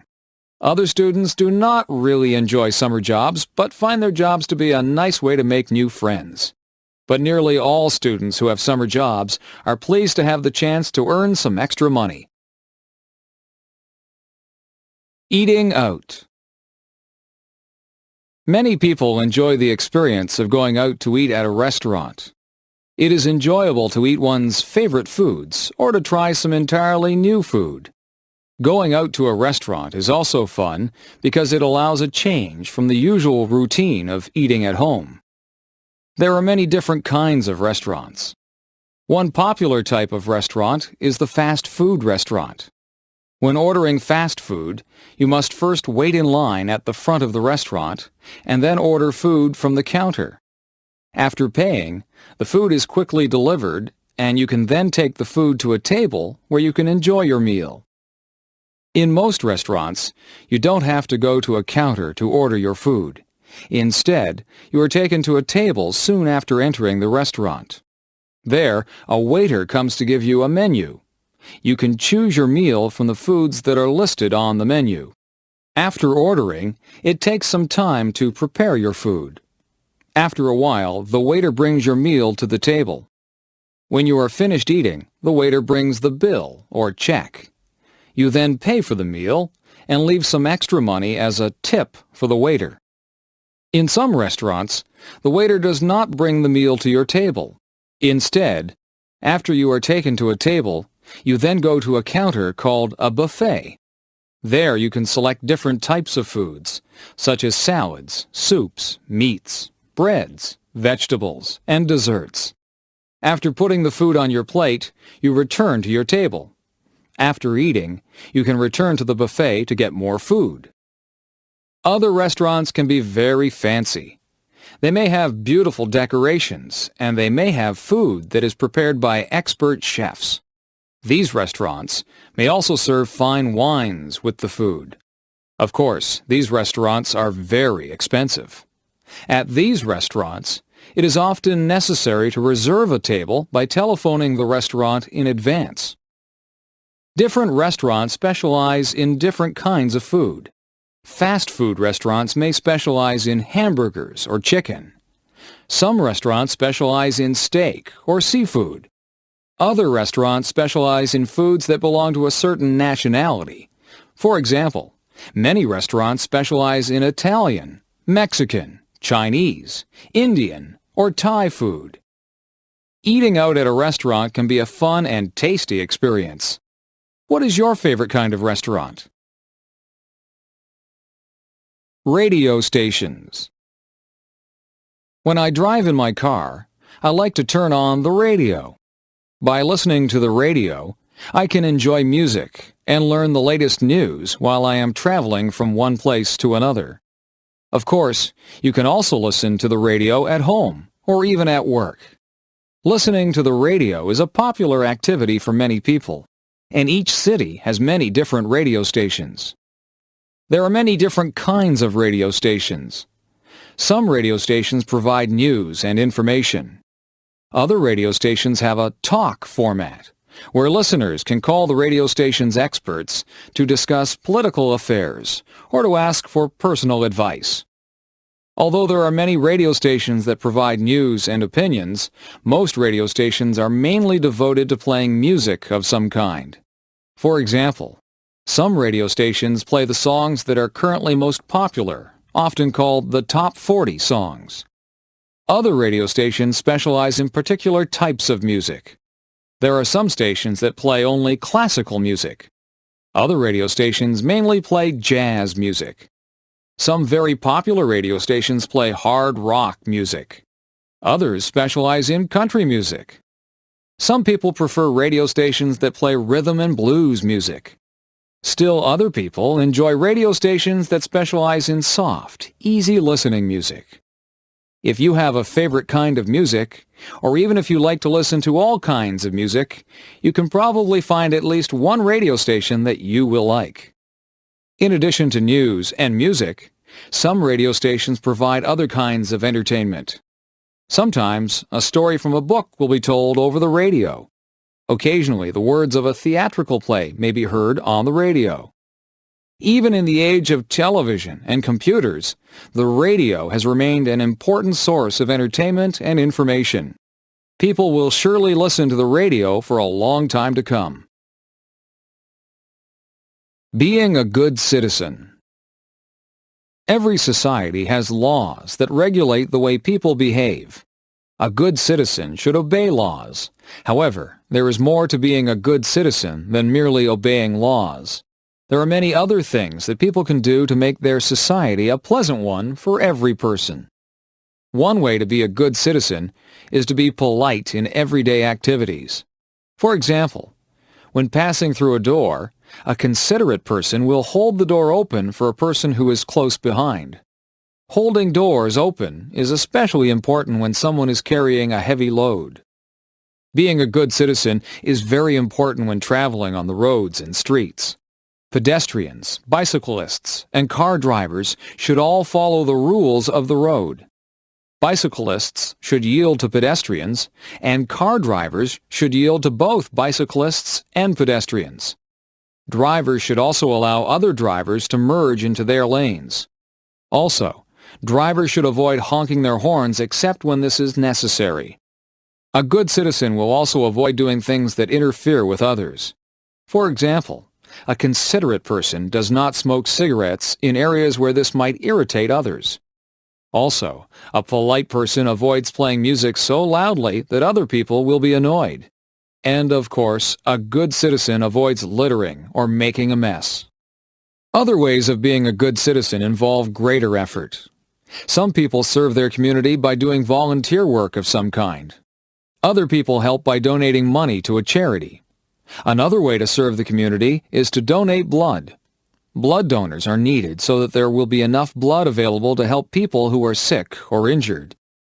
Being a good citizen is very helpful for the community, and it also gives a feeling of satisfaction and pride. Visiting the doctor. When people feel sick, they go to a doctor. But sometimes people visit the doctor even when they are not sick. Doctors can perform a medical checkup to find out if a person is healthy. By performing this physical examination, the doctor can identify any health problems that might be developing. During a checkup, the doctor examines your eyes, ears, and throat. The doctor uses a small flashlight to examine the eyes, ears, and throat. It is important to make sure that the eyes react normally to changes in light. It is also important to make sure that the ears and throat have a normal appearance.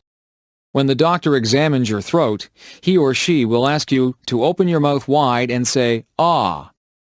The doctor uses a stethoscope to examine the patient's heartbeat. The stethoscope hangs around the doctor's neck. By using a stethoscope, a doctor can hear the patient's heartbeat very clearly. While checking the patient's heart, the doctor also listens carefully to make sure that the patient's breathing is normal. The doctor also checks the patient's blood pressure. Blood pressure is measured by placing a cuff around the arm. Air is then pumped into the cuff, and this allows blood pressure to be measured. Having very high blood pressure or very low blood pressure is not good for one's health. It is better to be in between. Another part of the examination is a test of the reflexes. The doctor tests the patient's reflexes by gently hitting his or her knee with a small hammer. If a person has normal reflexes, the leg will extend suddenly. Sometimes a doctor may give injections using a needle as an extra part of the checkup. These injections, called vaccinations, prevent the patient from developing certain illnesses. Medical checkups can help to maintain health, but people should also maintain their health by leading a healthy lifestyle. A small town. I grew up in a small town. There were only about 2,000 people who lived in the town where I grew up. When a town is very small, it is also called a village. My village was surrounded by many farms and many lakes. The house where my family lived was near the middle of the town. On the streets where we lived, most of the houses were similar in size, but many of them had different shapes and different colors. Each house was surrounded by a yard, where people grew their lawn and their garden. Often, I would walk from my house to the downtown part of the village. Downtown is the area where the stores and shops of a town are located. Because I lived in a small town, it was a short walk to the downtown area. Along the main street, there are several different kinds of stores. Some stores sold food, some stores sold clothing, and some stores sold hardware or building supplies. It was also a short walk to the schools in my town. When I went to elementary school, it would take about 10 minutes to walk to the school. Some of my friends lived on the same street where I lived. Sometimes we walked to school together. During the summer months, many people came from the big city to visit our village. The people liked to get away from the busy streets of the city. They enjoyed the quietness and the slow pace of village life. They also liked to spend their vacations near the lakes that were near the village. People from the city often said that people who live in villages seemed very friendly. When I grew up, I left my village and I went to work in a larger town. But sometimes I like to go back and visit the place where I grew up. Personal computers. During the 1980s and 1990s, personal computers became very widespread. The use of the computer has changed people's lifestyles in several ways. Before 1980, hardly anyone owned a computer. Only governments and large companies had computers. But throughout the 1980s and 1990s, computers became much cheaper, faster, and smaller, and they held much more memory. More and more people were able to afford to buy a computer. By the year 2000, computers had become very common. For many people, the personal computer is used mainly for performing calculations and for word processing. For example, people can calculate their finances on the computer. They can also use the computer to type their written documents, such as essays or letters. Many people enjoy playing games on their computers. Some people like to play chess or checkers on their computer. Other people prefer games that require fast reflexes and fine coordination. Computer games were very simple during the early days of the 1980s. Today's computer games show detailed images and sounds. Another very popular use of computers involves communication. Many people keep in touch with their friends and relatives by using electronic mail or email. Email allows people to send letters instantly to people far away. It is even possible to attach pictures to one's email messages. Many people also like to use their computer to gain information on the Internet. The Internet is a vast network of electronic pages where people can find information on many different topics. For example, people can read newspapers and magazines on the Internet. Personal computers have only existed for a short time, but for many people, those computers have quickly become a very useful part of everyday life. Methods of transportation. In the modern age, people often travel long distances. Sometimes people travel for reasons related to their work. Sometimes they travel as tourists. And sometimes people travel to visit relatives and friends. There are many different ways that people can travel. Some forms of transportation move people along the ground. Other methods of transportation move people across the water or through the air. Airplanes provide the fastest method of traveling. Modern jet airliners travel at about 1,000 kilometers per hour. These airplanes cruise through the skies almost 10 kilometers above the level of the sea.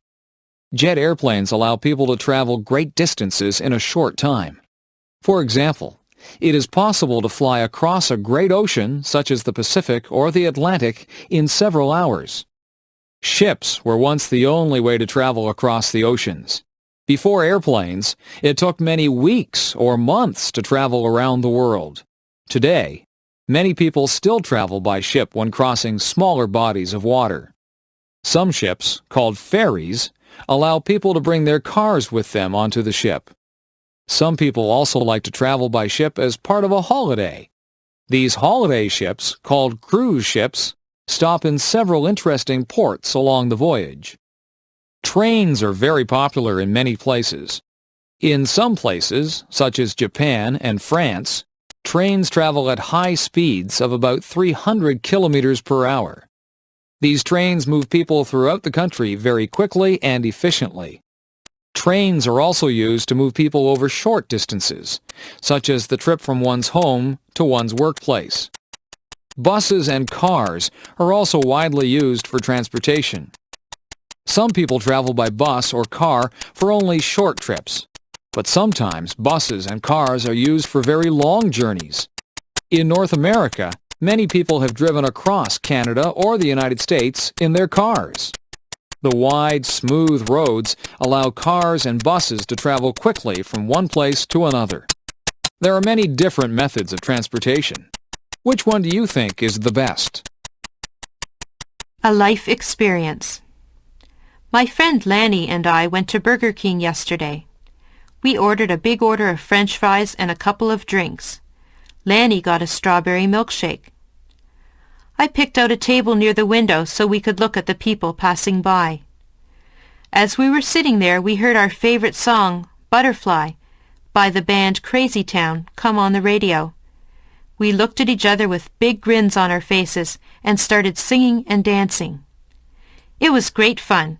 Many people began staring at us, wondering why we were so happy. We didn't care.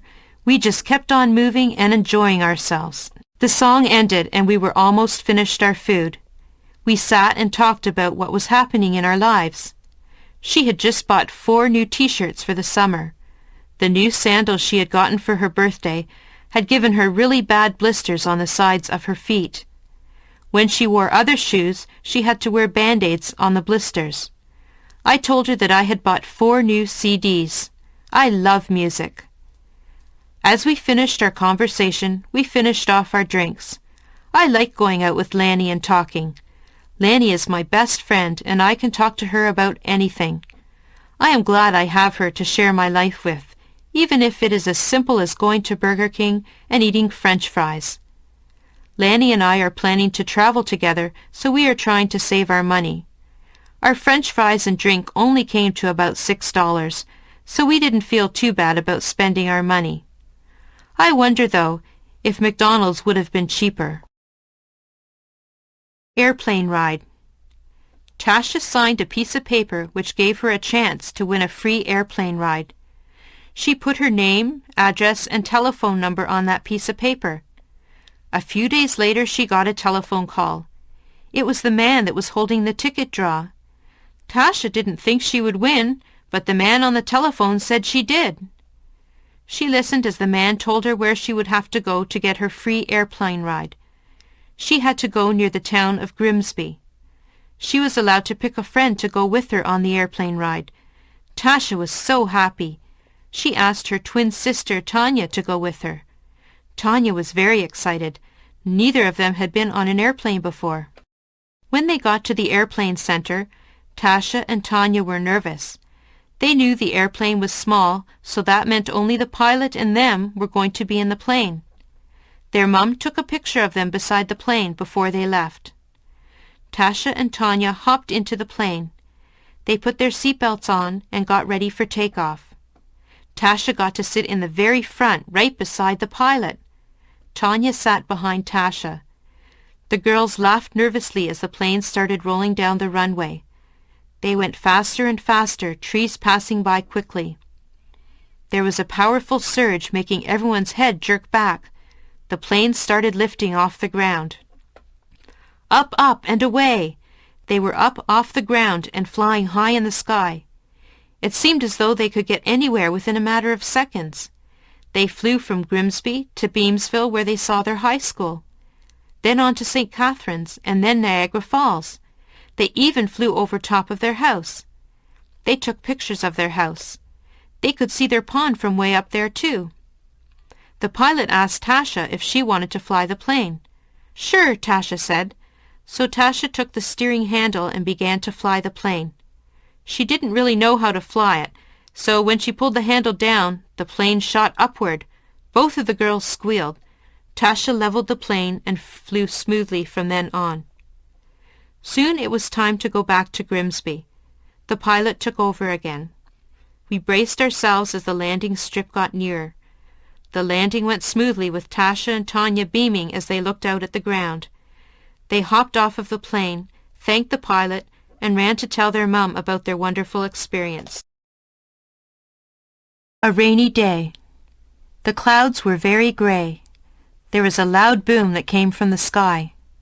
A bolt of lightning struck down a tree. All of a sudden, buckets of rain came pouring down. Jane and Bill were walking in a park when the rain started.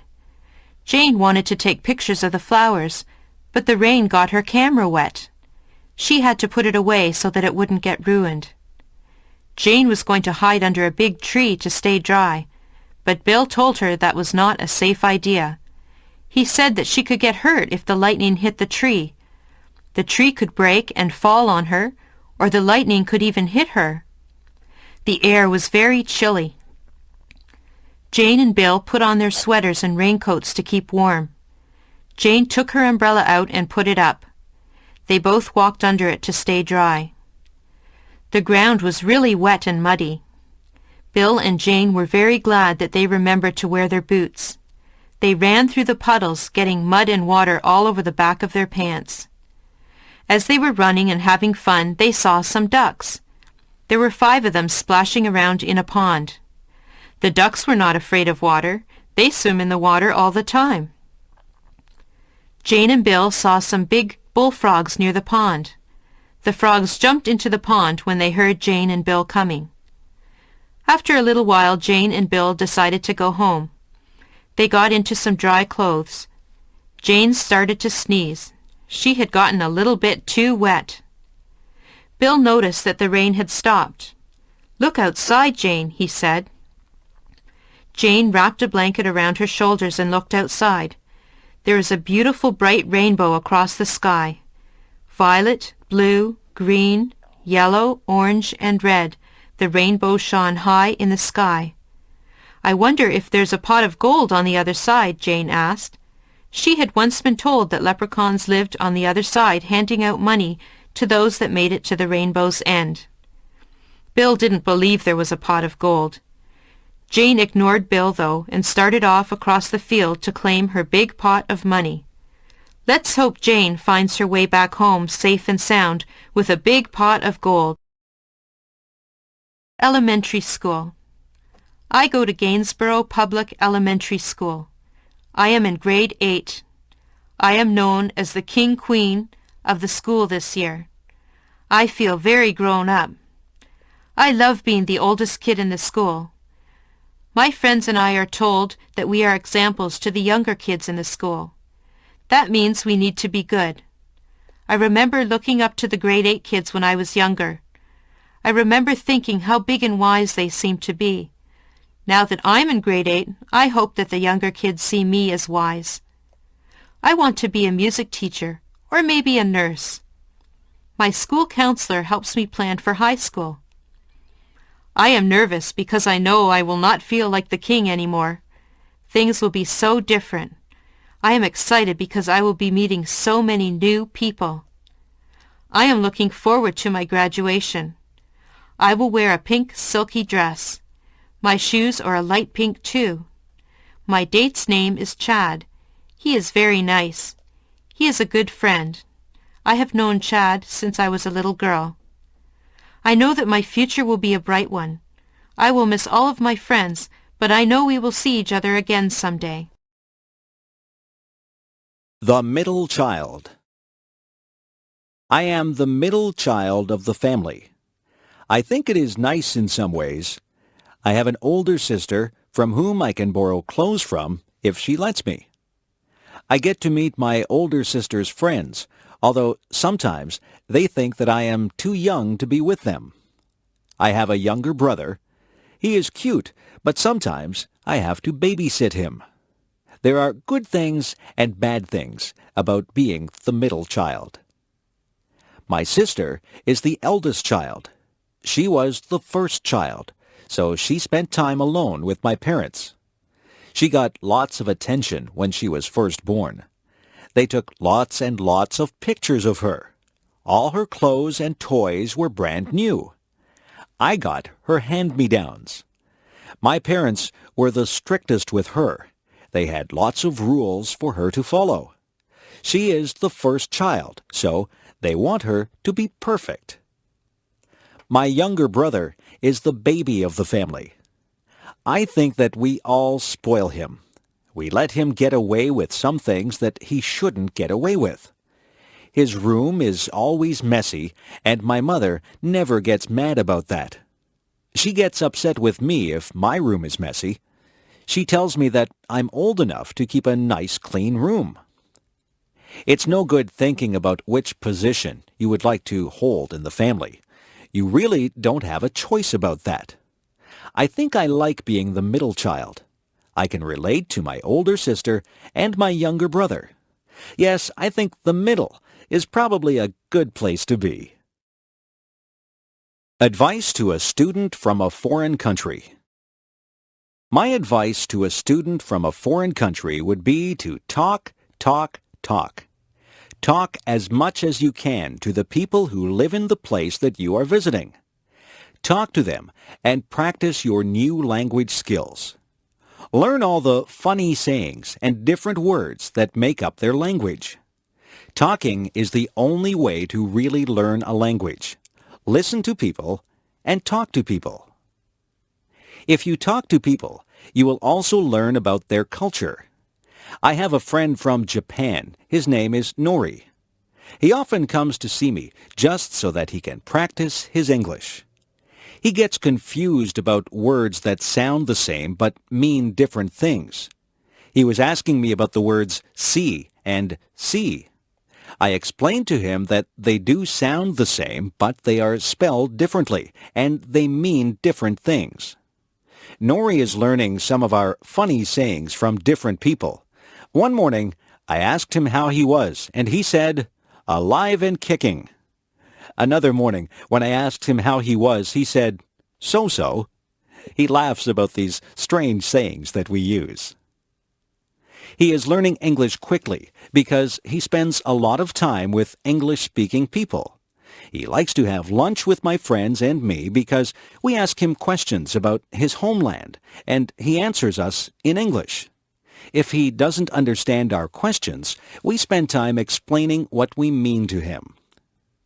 He says that he enjoys being here.